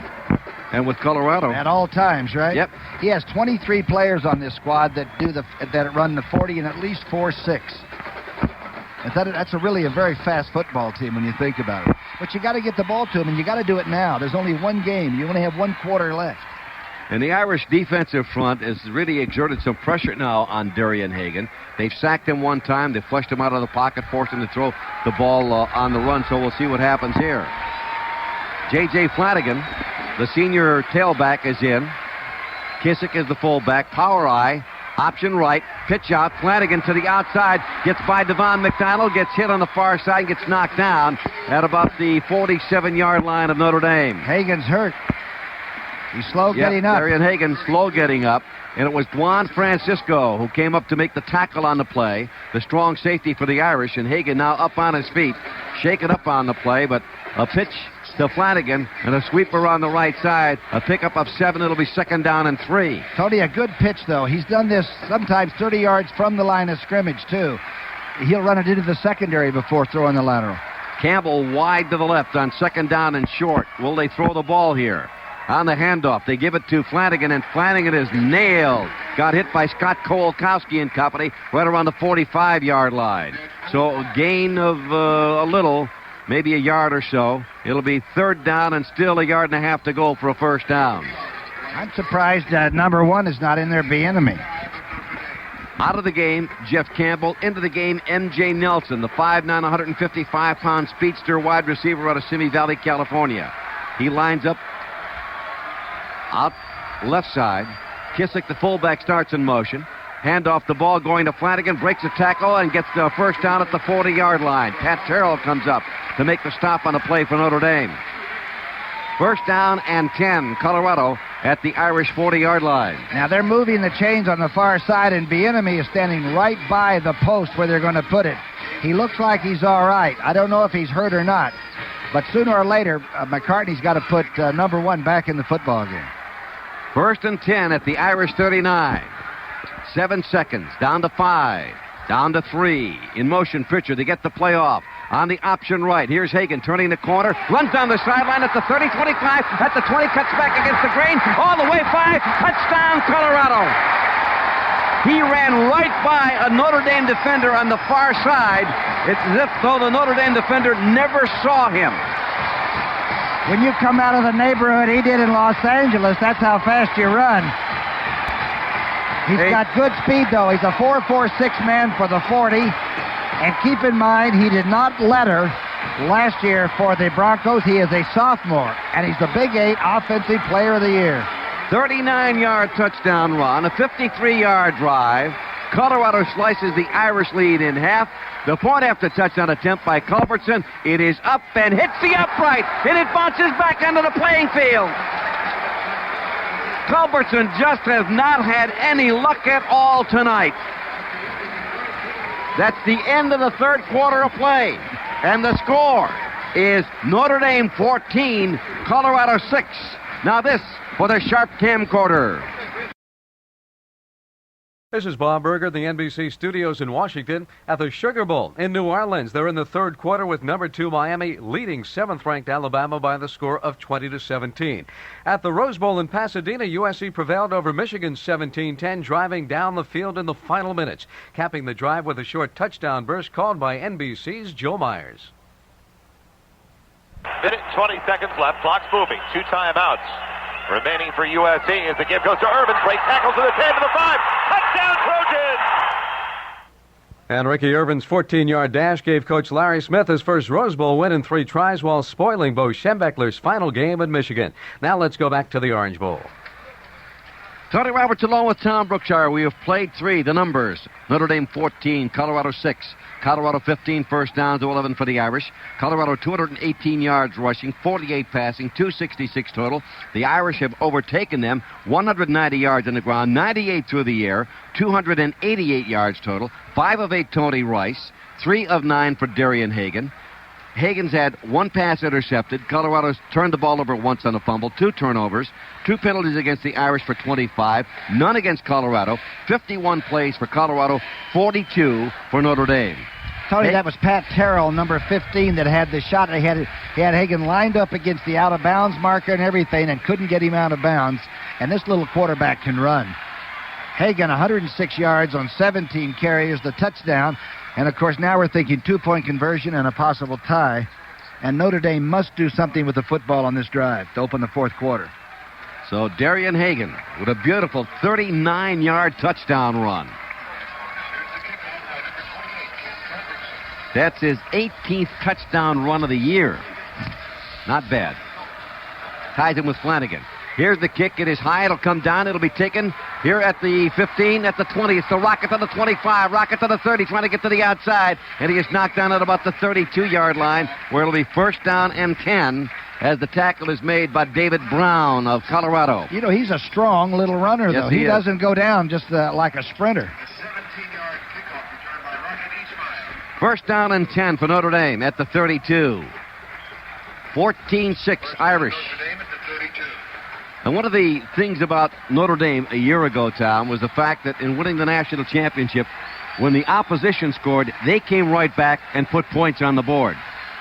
Colorado defense really is going to try to assert itself right now. Eiler starts in motion. Quick toss right side to Rocket. Can't get to the outside. Turns the corner. Finally breaks a couple of tackles. Still on his feet. Hit by Terry Johnson in front of the Colorado bench and knocked down at about the 35 or 36-yard line. He is very, very strong. Very strong and does not give up. A lot of sprinters, once you make good contact, they decide they'll wait for the next play. He fought off 2 good tackles that time. And the Rocket will pick up about 4 or 5. It'll be second down and about 5 to go. Ray Griggs, that was in as a wide receiver, is out. And Tony Smith is in. Smith wide to the left. Eiler's in a slot on the left side. And Rice has the wind now for a while. And the Rocket is at the tailback along with Anthony Johnson at fullback. Here's Rice running the option left. Gets hit. Tries to pitch the ball out and cannot do it. Got hit and got nailed, and an excellent play again by Gary Howe. He has been outstanding. And he's made a couple of open field tackles. Yes. You don't expect 270-pounders On to Tony make. Rice. On Tony Rice. On the option play. So a loss on the play of about 3 or 4. It'll be third down and 9. Griggs now goes wide to the right. And Derek Brown, the tight end, is on the left side. Notre Dame now with 3 wide receivers to the right. 1 running back. It's Anthony Johnson. And Tony Rice dropping back to throw. Has the time. Throwing long. Intended for Derek Brown. He can't get the ball. Derek Brown got turned around. He was looking to the inside. The ball was to the outside. And by the time he turned around, he just could not make the catch. Gibbs was in fair position, but actually the receiver had a couple of yards on him. Well, Hendrick has not punted as well as he normally did during the regular season. With the wind at his back, Tom, he's got to come up with a good punt now. They've got a dangerous returner back there in Jeff Campbell, and the Irish really have to play here for field position. He may outkick his coverage here. Here's the punt. Sends the spiral upfield. Campbell will take it at the 21. Cuts to the right, 25. Gets to the 30, up to the 35, and knocked out of bounds at the 37. It is 14-6 Notre Dame. Timeout now this for Kmart. Tony Roberts along with Tom Brookshire and an NBC Sports crew at the Orange Bowl in Miami with a score in the fourth quarter is Notre Dame 14 and Colorado 6. 13 minutes and 7 seconds left to go. And now the Buffs, who scored the last time after a 39-yard run by Darion Hagen and a 53-yard drive, have it first and 10 at their own 36. Coleman, Garton, Leeuwenberg, Muhlenberg, Vanderpool. It's going to be up to the offensive line now. You'll get all the little men support you'll need. Hagen can run the team. They've really got to go take back the line of scrimmage a little bit, but they own them that second quarter. And I thought that in the third period, I thought Notre Dame came out and sort of out-scrapped them on that one long drive. Yeah, but at the very end of the third period, they broke it with Darien Hagen, and now Mo belongs to, I believe, Colorado. And the enemy who came on the field, he is on the field right now, is on the field, and J.J. Flanagan is out. So Eric the enemy McCartney says that Bieniemy has a rage inside of him like no athlete he's ever seen in all his coaching or playing. Well, he broke a bone on his right leg in the Iowa State game. That was the 6th game of the year. He had played one down in Nebraska and the Kansas State games, and that's it. Never did carry the football. The fibula. I know it well. I've had it broken several times, the reason. But up until that time, he was averaging 6.5 yards a carry. He had 9 touchdowns. And he was on his way to a super year. He was a Heisman Trophy candidate. In 1988, he rushed for 1,243 yards and 10 touchdowns. He once was going to quit. He was so lonesome and called his mom and said he was coming back to California. And then he made a great statement, I thought it was. He said, the AstroTurf is always greener in the other guy's ballpark. First down and 10, Colorado. Eric Bieniemy in there at tailback. Kissick, the fullback. In motion now is Pritchard. Handoff to Bieniemy. Finds an opening and gets hit and gets knocked down by Zorch at about the 40-yard line. Will pick up about 3.5 or 4 yards on the play. Scott Kowalkowski dove for him but couldn't make the tackle. So it'll be a gain of, let's call it 3.5, second down, about 6.5 to go for a first down. But Colorado has to hurt Notre Dame inside, and then the outside stuff will come back again. Yeah. And then Hagen will do his magic. M.J. Nelson wide to the left as the split end. Out to the right, Mike Pritchard as the flanker starts in motion. One running back. Here's Darien Hagen rolling out to the left, looking to throw.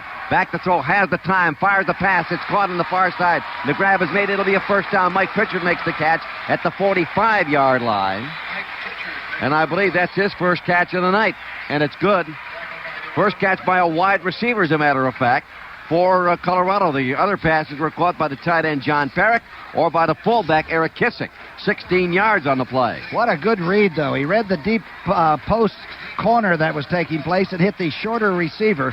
And Hagen, for a sophomore quarterback, might do that as well as any young quarterback I've seen for a while. Campbell now is the wide receiver out to the right. Pritchard starts in motion. Hagen running the option, being chased, gets hit and gets sacked by Ned Bolkar, the linebacker out of one of the tri-captains out of Phillipsburg, New Jersey. And he is sacked by Bolkar, dropped him at about the 47 or 48-yard line. He shot the gap, and you could tell Hagen did not expect him to be there.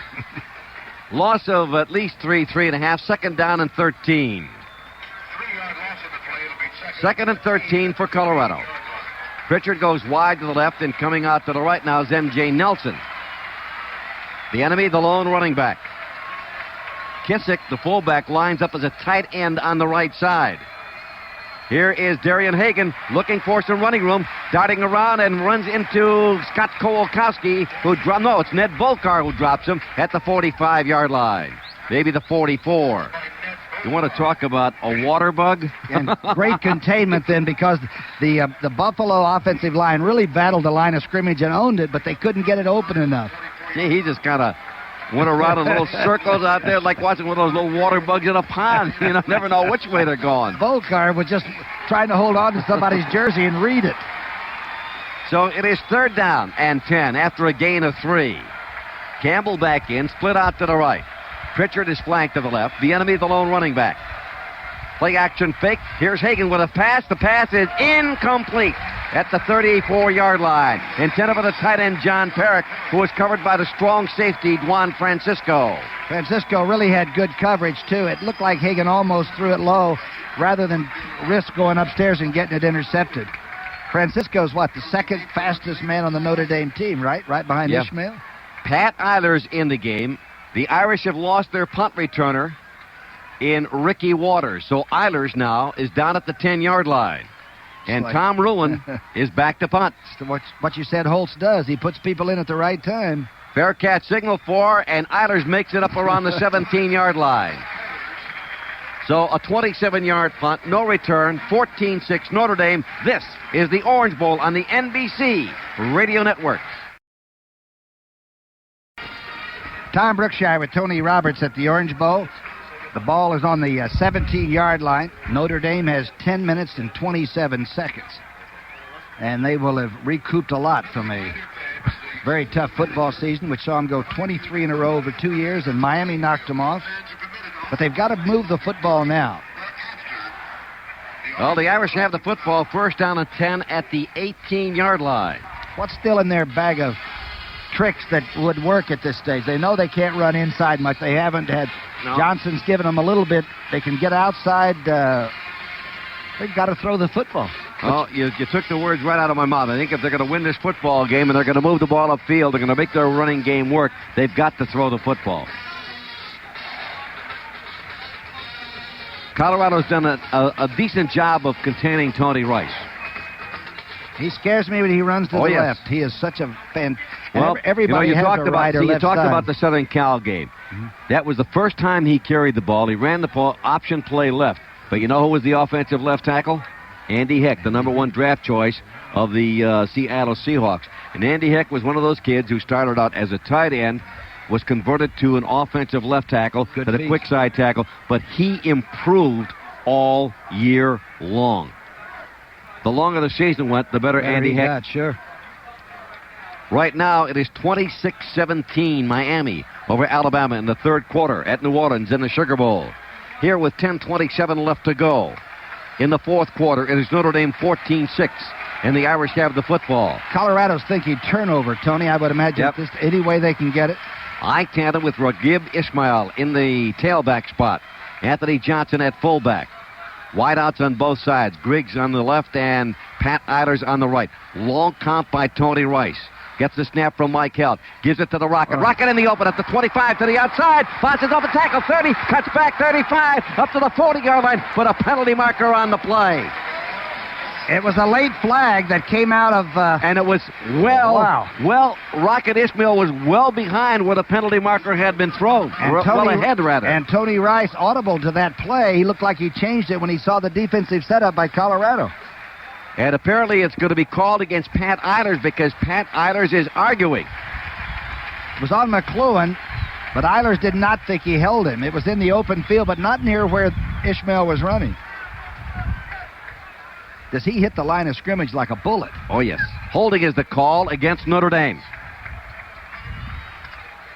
And into the game now, you have Tony Smith, and that means that Pat Eilers... Nope, it won't be Pat Eilers. It'll be Ray Griggs that comes out. You know what I like about college football, though? The officials do let the players play. They let contact take place. In most cases, they're not ready to drop the flag on insignificant evidence, you know? Well, they had a 10-yard gain in that play, and you got a 10-yard penalty, so you're back to first down and 10. With a ball at the 18-yard line. Hand off to the Rocket off the left side this time, and he gets up to about the 20-yard line. And again, there's Colorado. You give them a second chance, they'll give you 2 yards, and that's it. Gain of 2 to the 20, second down and 8. That's where they live with the front 7. Steed has done some job at the nose. He's outstanding. Ismail has carried the ball 13 times for 94 yards. And 1 call back. Wide to the left is Eilers. Out to the right is Ray Griggs. Johnson and Ismail, the I tandem. Tony Rice, the quarterback, gives it to Anthony Johnson. Johnson past the 25 up to about the 29, and it's going to be a first down for Notre Dame. Well, when you least expect him, he bolts through and comes up with a first down. And the tackle made on that play by Oakland Salavea, the senior out of Oceanside, California, and by Terry Johnson, the linebacker. So 1 first down for Notre Dame in the fourth quarter, 1 first down for Colorado in the fourth quarter. Colorado 16 first downs to 12 for the Irish. 9 minutes left, though. That was a big first down and a big movement of the sticks. Wide to the left is Pollard out of Fort Knox, Kentucky. Eilers in the slot to the left side. The wide side of the field to the left. Handoff to the Rocket. Yeah. Got an opening, and he fights his way past the 35 to the 37 to 38-yard line. Oh, he hits the hole as fast as anybody I've ever seen. He's just darting his way through there. Steed that time thought he had him at the line of scrimmage and didn't touch him. So it is a gain on the play of 9. It'll be second down and 1. And the Rocket hits the century mark. 14 carries, 103 yards. And here's a guy that they thought wouldn't play. Bad shoulder. Yeah. We should all be such in bad shape as bad shoulders. He's getting this opportunity because Ricky Waters is hurt. Waters suffered a thigh bruise, I believe. The leg injury anyway. Second down and short 1. Anthony Johnson getting the call. Second effort. Gets the first down, I believe, up around the 40-yard line. Johnson's very good when it comes to second effort. Colorado's beginning to crowd the line of scrimmage a lot right now. They're going to get tighter and tighter and tighter. And obviously, if you make a mistake with Ishmael or somebody on the outside, or Tony Rice has to finally throw the ball, you could get a big gainer out of this. But now they've got to force something to happen defensively. Well, it is so close to a first down, the referee wants the change to come in from the far side. And a very, very important stretch here for Notre Dame.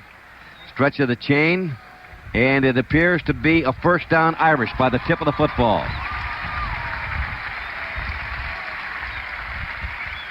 First down and 10, Notre Dame. Colorado, 11 wins and no losses. The Irish played one extra game. You get that extra game when you play in the Kickoff Classic. And Lou Holtz did not want to play in the Kickoff Classic. They are 11-1. Anthony Johnson, 9 carries, a total of 60 yards. Next for a long season. Oh, yes. First down and 10. The ball at the 39-yard line of Notre Dame. Irish with Gismiel, can't go inside, goes to the outside, gets double-teamed and gets dropped. And a penalty marker on the play, and I believe there's going to be a face mask call against Colorado. The tackle was made again by Gary Howe, and Howe had some help on that play from the quarterback David Gibbs. They lost about a 2-yard loss, but it's going to be a face mask call against Colorado. Referee will make the indication. Face mask is the call. That's the first penalty against Colorado. And the Rocket will get a breather as Rodney Culver comes in. Rod West, who was in as a tight end with a second down and short situation, comes out and is replaced by Tony Smith. So Culver now is the tailback. Eilers lines up in the backfield, so it's a power eye, strong right with a split end to the left side. Hand off to Anthony Johnson off right tackle, and Anthony inside the 45 to the 46-yard line. Colorado's firing 2 linebackers now on just about every play. So it'll be a second down situation with about 3.5 yards to go for a first down. And again, Rod West, the senior, a 6'3", 246-pound senior tight end out of New Orleans, Louisiana, has Notre Dame now going with their double tight end in their power game. And they haven't turned the ball over yet, have they? Not as yet. Flank to the right, Eilers. Rodney Culver is the tailback. Johnson is the fullback. Foreman right up on the line of scrimmage for Colorado. 3 linebackers up very close. Long count, Tony Rice, handoff to Culver, and Culver fights his way to the 50, down to about the 49 and the first down. And the clock continues to wind down. Each team with 3 timeouts remaining. The clock will stop briefly for the first down. They will move the markers, and the ball linked to the football in Colorado territory at the midfield stripe. And Rodney Culver, third first down in this drive for the Irish. Rodney Culver comes out. Ricky Waters on the sideline leading cheers. And this is a defense that holds teams to an average of like 115 yards. So the Rocket is back at a tailback. Eilers flank to the right, handoff to Anthony Johnson, and Johnson fights his way down to about the 47-yard line. He'll only get a couple of yards. Middle of that line just would not move, and boy, Gary Howe has just been outstanding tonight for Colorado, the junior out of Spencer, Iowa. Salvea was hurt early in that second period, and Howe has done some job. Gain of about 3 at the most. It'll be second down, a long 7. Irish spread it out a little bit now. They send Eilers flanker right. Split end to the left is Tony Smith. Again, the I tandem, tight end to the right side. Running the option right. Tony Rice on his feet to the 40, to maybe the 39. It's going to be very close to a first down. The tackle made in the defensive secondary by Arthur Walker, the senior defensive end out of Houston, Texas. Well, you got to give the Notre Dame offensive line a lot of credit. This is some drive. Well, they're doing what they do best when they get it going. Against a defense that hasn't allowed that to be done to them all year almost, you know. First down and 10, Notre Dame at the 39-yard line. And the clock continues to wind down. It is nearing the 5-minute mark. Flanker right. Handoff to Ishmael around the left side. Eludes one tackler, turns the corner, runs over one man, and gets it inside the 35 to the 34. It'll be a gain of at least 5 on the play, and it'll leave Notre Dame with second down and 5 at the 34-yard line of Colorado. Again, it is 14-6 Notre Dame. But those precious seconds now become the enemy of the Buffaloes along with the Irish. 4.5 showing on the clock. 10th play in this drive. Flank right, Eilers. Tony Rice sees the clock wind down to 7 seconds, down to 6, to 5, to 4. Takes the snap. Anthony Johnson, 30, down to the 25, and he's down to about the 23. And a touchdown-saving tackle made on the right side by David Gibbs. David Gibbs had him by one leg. And if Gibbs doesn't hold on, Anthony Johnson might be sprinting to the end zone. The Notre Dame average is 287 yards a game rushing, but against this defense, you never thought they could take it with a couple of minutes left and march like this. That was an 11-yard run. First down and 10 at the 24-yard line of Colorado. 6 Buffaloes right up there on the line of scrimmage. Here's the handoff to Anthony Johnson off the right side, and Johnson inside the 20, down to the 19-yard line. He'll pick up a good 4 yards or so on the play, as the stop is made by Arthur Walker, and Joel Steed is also in the vicinity for Colorado. This is a drive that Lou Holtz will use at lectures in the off-season if this is successful. This is some job, because they had a penalty in the middle of this and brought them back to first down again. 13 carries, 82 yards for Anthony Johnson. The Rockets already gone over 100. He has 106 yards. Second down and 6 Irish. Here's Tony Rice on that quarterback draw, and that play has not felt. He still manages to get something out of it, and he fights his way down to about the 15-yard line. Well, that quarterback draw worked for a good part of the season, but it hasn't worked very well against Colorado tonight. They're going to mark the ball at the 17-yard line, and now Notre Dame is looking at 3rd down and 3, Tom. 3rd and a little more than 3. Well, Tony, no Notre Dame turnovers. The only thing that could really have turned this over in the second half, if Colorado stole the ball a couple of times, they haven't been able to get their hands on the ball. Double tight end, Rod West to the right, Derek Brown to the left, Eilers flank to the right, I-10 Culver now in a tailback. Johnson the fullback. 3rd down 3. Rodney Culver up the middle. Got the first down at the 10, at the 9. First down and goal to go Irish. Rodney Culver bolts up the middle behind a big hole by Tim Grunhardt and Dean Brown. First down and goal to go. Culver gets the job done. And he had a tough time early on in the season of holding on to the football. He had a tough time getting through the hole that time. He took a heck of a shot from the inside linebacker. 6th first down in a 13-play drive. And a penalty thrown in. I-tandem, the Rocket back in a tailback. Eilers split wide to the left. Here's the handoff to Johnson. Johnson down to about the 6-yard line. But Tom, look at the clock. 1:35. And a timeout called now by Colorado, I believe. Walker made the tackle. Colorado calls for a timeout. The score, Notre Dame 14, Colorado 6. This is the Orange Bowl on the NBC Radio Network. Tony Roberts along with Tom Brookshire. 1 minute and 37 seconds left to go. I'm Notre impressed. Dame with the ball, 2nd down and 7 at the 7-yard line. I'm really impressed with this. You know that. Notre Dame has not turned the ball over against the toughest defensive team maybe that they thought they were going to face. Ishmael the Rocket is not just a trackster, a sprinter, a run-back man. He's a great football player. I'm really impressed with this team's composure. I saw Grunhardt down there. He was so tired after this drive, which has all been rushing plays against this big defensive line, and they're gasping, but this is one of the great drives that I've seen in college football. And this is a cool night. Yes. For Miami. I thought you meant cool. No, cool night. Okay. Colorado's lowest point total in the game, 20. They defeated Oklahoma 20-3 in game number 8. Right now they're down by 8, 14-6. And had Hagen been able to get his hands on the ball, you don't know what would have happened. They kept the ball away from him. Wide to the right goes Eilers. Again, the double tight end. West to the left, Brown to the right, the I-tandem.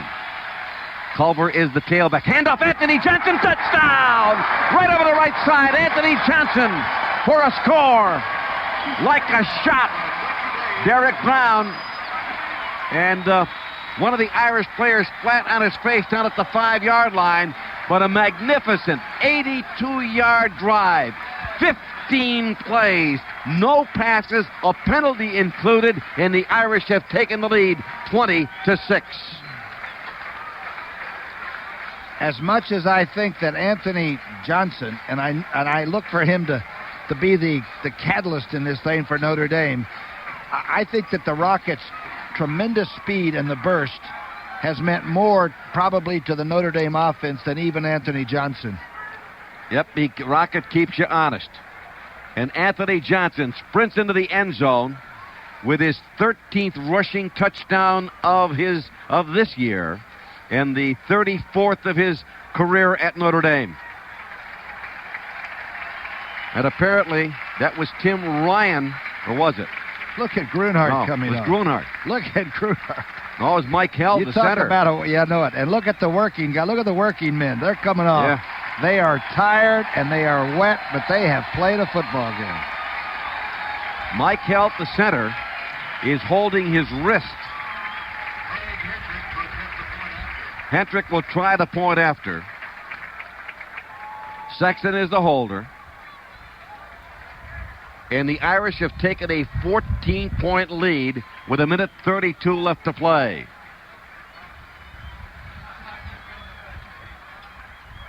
Sexton, arms outstretched, snap, spot, kick, up, and good. And it is 21-6, Notre Dame. That's the score. A timeout. Now this for Alka-Seltzer Plus. 1:32 left to play. Notre Dame with an 82-yard, 15-play drive, all of it on the ground, has taken a 15-point lead over the unbeaten Buffs of Colorado. Meanwhile, at New Orleans in the fourth quarter, Miami 26 and Alabama 17. Oh, boy. Michigan eliminated from national championship contention this afternoon, losing to Southern Cal in the Rose Bowl 17-10. Colorado 132 away from being eliminated from being the number one team in the nation. Out to the right, Pritchard. To the left, M.J. Nelson. Tennessee defeating Arkansas today 31-27. How do you feel about the playoff situation? Is this the playoff for number one right here at the Orange Bowl? Well, this has to be, to my way of thinking. If Miami or Florida is going to be considered number one because they beat unbeaten Notre Dame, then if Notre Dame beats Colorado, I think they have to be considered number one. Here's a kick, and it's a low line drive. Pritchard has the 20, 25, at the 30, at the 35, and he's up to the 40, to the 41 or 42, and a first down and 10 at that spot as the tackle is made by Eric Simeon, a freshman linebacker for Notre Dame. But it is first down and 10. They'll mark the ball at the 41-yard line. Colorado now, will this be the Buffaloes' last hurrah? And Darien Hagen sat and watched that drive, and every snap that Tony Rice got to take and hand off on the rushing plays is one that he did not have a chance to put into play. Lou Holtz is going to have all of us guys that were on that offensive team telling their grandkids about that one. First down and 10 with 1:24 to go. And Buffalo with the ball. Double flanker, Darion Hagen back to throw. Under pressure, gets away from Devon McDonald, rolls to the right. He throws the ball on the run. The pass knocked away and almost intercepted by Don Grimm. Miami out in front of Alabama now 33-17. And you got to give consideration to the Hurricanes. A lot of people think that if Notre Dame defeats Colorado, Miami will be number one. The Florida State had just started earlier. Oh, yes. Oh, boy. Is Hagen some strong, small sophomore football player? He's tough. Outstanding. But he has an outstanding cast. And if you're going to be outstanding, you've got to have the cast around you.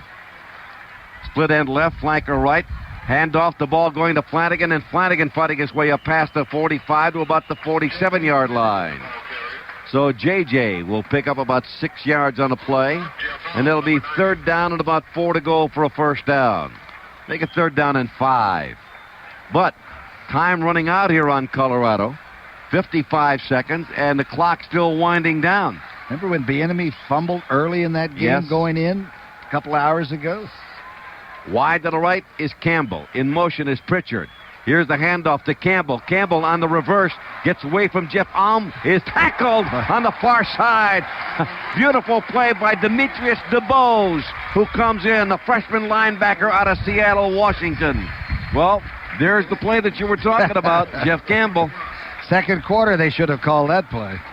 They tried to flank a reverse, -8 on the play, and it is now 4th down and about 13 to go for the first down. Lou Holtz has guaranteed everybody that he will be back for his 5th year of the contract, huh? Lou Holtz said he will not coach anywhere else other than Notre Dame. Back to throw. Simeon looking, throwing long, the Hail Mary downfield. Pat Terrell racing for the ball, intercepted on the last play of the game. This game is over, and the Irish have won the Orange Bowl. Pat Terrell picks it off, and Notre Dame has won it. They have beaten, unbeaten, Colorado, knocked them from the ranks of the unbeaten, and a chance to win the national championship. The final score, Notre Dame 21, Colorado 6. Now this for Pepto-Bismol.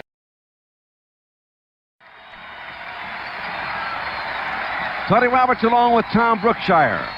And the Irish have a chance to get the national championship. Miami of Florida winning handily, 33-17 at the Sugar Bowl in New Orleans. That game still going on. And right now, it's all going to be up to the voters, Tom. The voters the other day in an unofficial poll in the USA Today favored Notre Dame winning under these circumstances. I wonder if the powers to be will feel the same way, huh? Well, the voters are fickle. You know how that goes. Anyway, it was an outstanding effort by Notre Dame after Colorado really dominated the first half of play. Yeah, I thought if, and you and I both said it, that if they had scored like 10 points when they had a chance to maybe score almost 20. But you know, the great thing about the Notre Dame, especially the second half, is, one, it was a brilliantly thought out thing. They ran the entire thing on the last drive, the 82-yard drive, and there were no turnovers for Notre Dame. Now here's an offense that's led by a quarterback that's not supposed to be able to throw. He's a 46% guy, Tony Rice, a senior. You would think that you're going to get a turnover somewhere. No turnovers, no fumbles, very few penalties. And two penalties. And that particular phase of the game, coming into this game, belonged to Colorado. Yes, very much. They had 4 turnover-free games, and their turnovers, 13, were one more than the lowest in the country, and that was Northern Illinois, which had only 12. The Irish won the toss of the coin, elected to kick off. They kicked off to Colorado. Colorado couldn't move the football. The Irish got the ball after getting a first down. They couldn't move the ball, booted the ball back to Colorado. And then Colorado started upfield. They began to assert themselves, the offensive line. And Eric Bieniemy looked like he bolted into the open, and all of a sudden fumbled a football. Pat Terrell fell on it at the Notre Dame 19-yard line. Colorado looked like it was almost certain to go in for a score.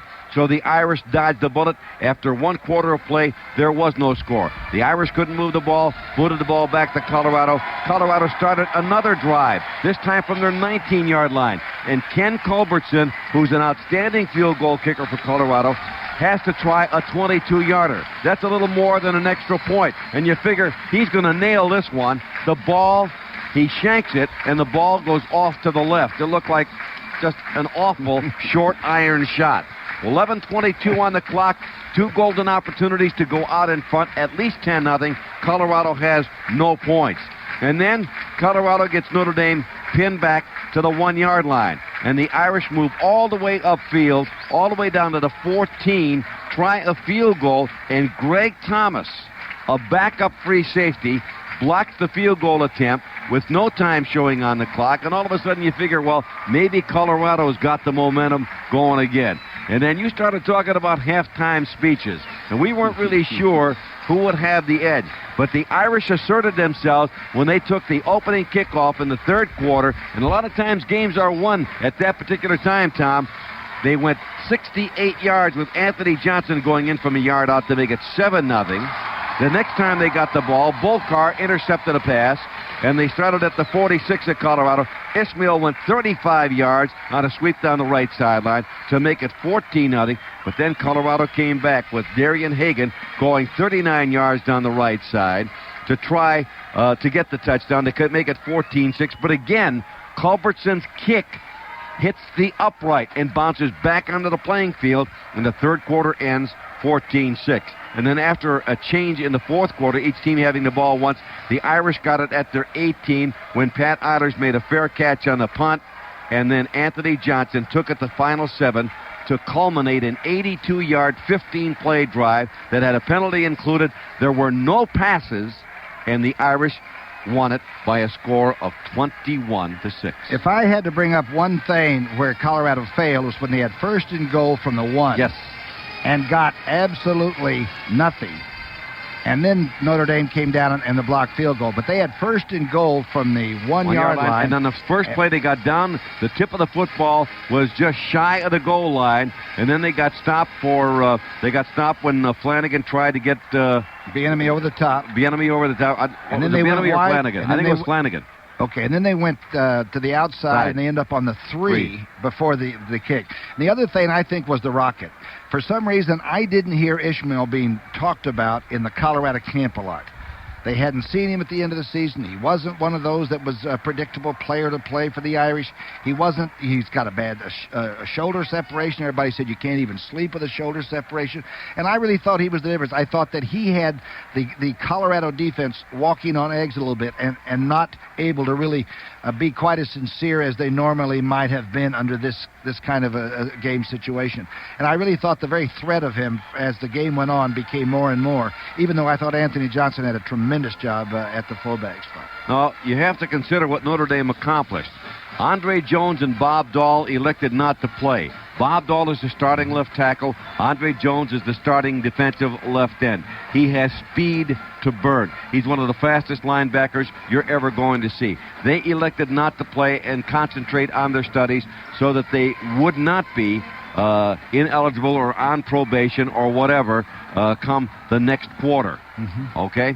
So Lou Holtz has to make a couple of changes there. Early on in the ball game, in the very first quarter, he loses his starting tailback, the junior out of Harrisburg, Pennsylvania, Ricky Waters. But not only does he lose his starting tailback, he also loses his punt returner.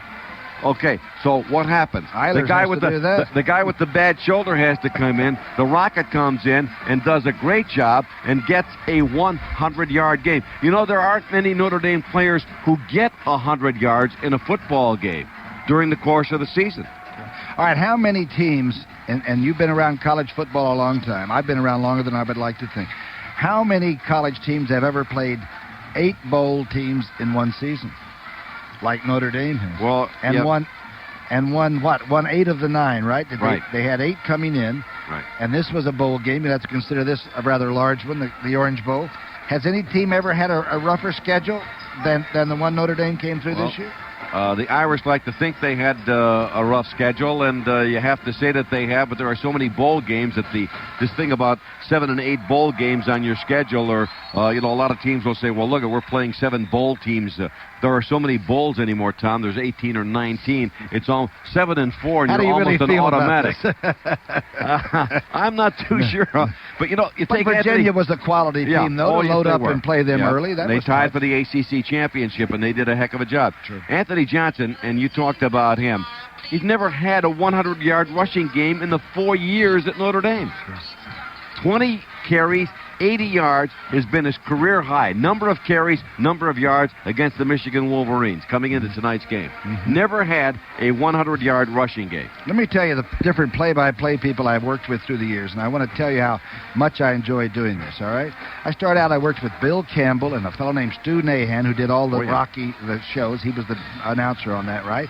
Then I worked with Lindsey Nelson and Ray Scott and Jack Whitaker and Jack Buck and Pat Summerall and Frank Gifford and all of them, and it is a pleasure that I had being with you for this Orange Bowl game. I want you to know that, all right? That's because I let you talk. I know it. You did. God knows I could talk. But it was a great football game, and I appreciated the chance to share it with you. Tom, it was a pleasure to work with you. Our wrap-up will continue right after this for Sears. The final score here in the Orange Bowl, Notre Dame 21, Colorado 6. Let's get a Sugar Bowl update. Now back to NBC's Bob Berger.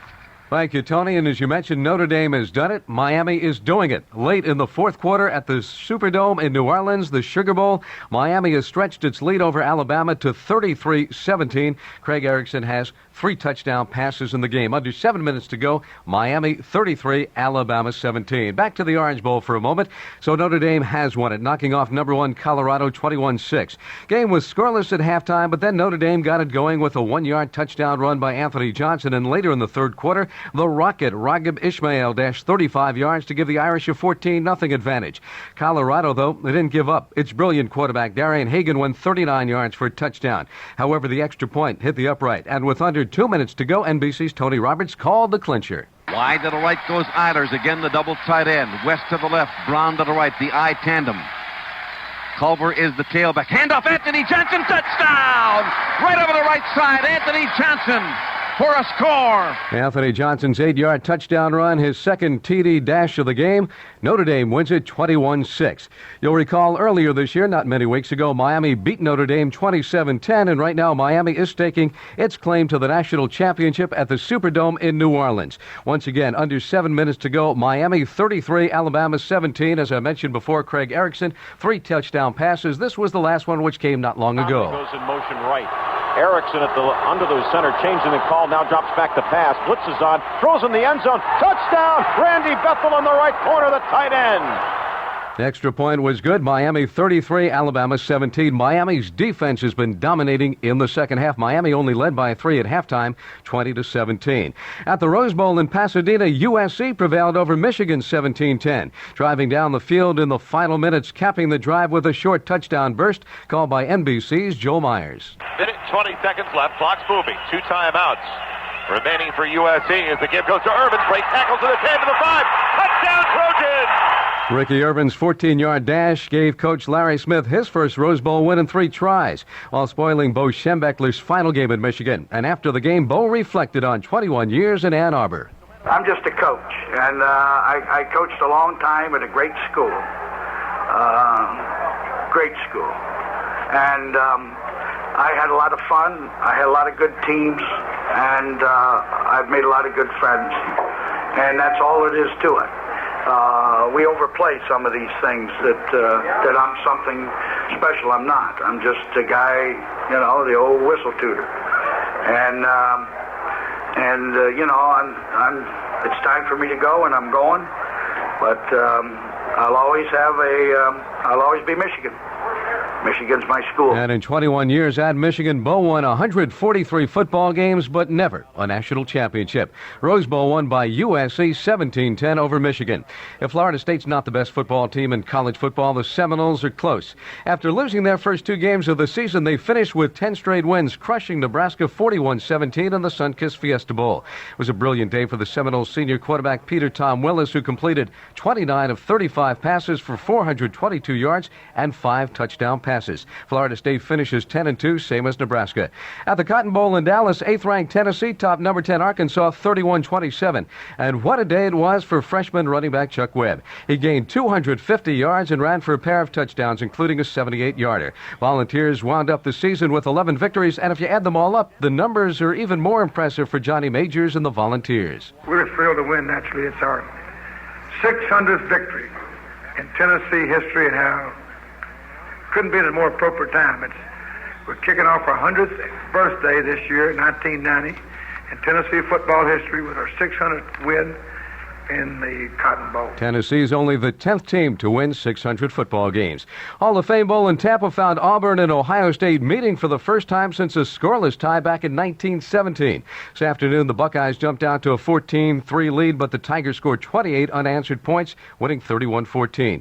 3 second-half touchdown passes for Reggie Slack, who also ran for a TD. Auburn finishes the season 10-2, while Ohio State wound up 8-4. At the Citrus Bowl in Orlando, big day for Illinois' Jeff George. 321 yards passing, 3 touchdowns. Illinois over Virginia, 31-14. So Notre Dame beats Colorado, Tony, and Miami still winning 33-17 over Alabama in the Sugar Bowl. So it's up to the pollsters now, and sometime tomorrow afternoon we'll have the answer. Who's number 1?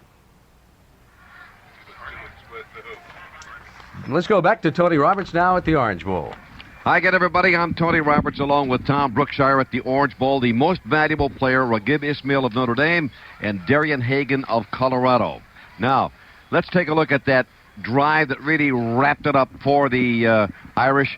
Ismail right side 10 yards, but there was a holding penalty which negated the 10-yard run and brought it back 10 yards. So Ismail hit the left side for 2. Johnson hit the right side for 9. Ismail the left side for 9. Johnson the right side for 1. Ismail wide left, lost a yard, but there was a face mask penalty that was 5 yards. Johnson hit the right side for 3. Culver left side for 4. Johnson left side for 3. Rice on a keeper, right side for 8. Ismail wide left for 5. Johnson right side 11. Johnson right side 4, Rice a keeper for 2, Culver right side 8, Johnson left side 2, Johnson right side 7, and a touchdown. Never put the ball in the air. In that drive, Ismail 5 carries, 25 yards, Anthony Johnson 8 for 40, Tony Rice 2 for 10, and Culver 2 for 12.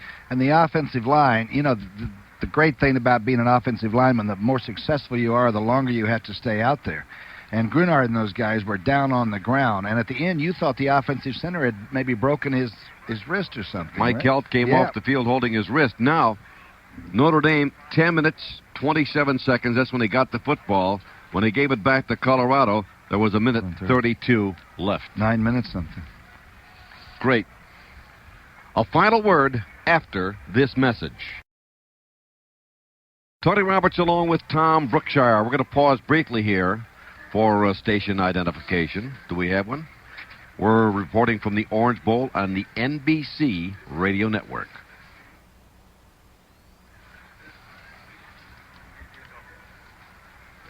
All right, very quickly here, looking at it, Notre Dame had 275 yards on the ground against a very tough Colorado defense, 98 yards passing, 373 total yards. Colorado 219 rushing, 64 through the air, 283. Each team had the ball for 61 plays, and the leaders for Notre Dame, Ismail, the most valuable player, 16 carries, 106 yards, a touchdown run of 35. Darien Hagen, most valuable for Colorado, 19 carries, 107 yards, a touchdown, 39 yards. Tonight's game has been brought to you in part by Sears, where you get your money's worth and a whole lot more. But Buick and your Buick dealer, the Great American Road belongs to Buick. And by State Farm, like a good neighbor, State Farm is there.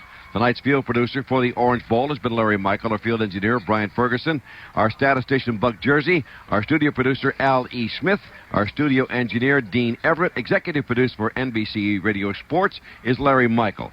Tony Roberts for Tom Brookshire and our NBC Radio Sports crew saying so long from the Orange Bowl, where the final score was Notre Dame 21, Colorado 6, a subsidiary of Westwood 1. This is the NBC Radio Network.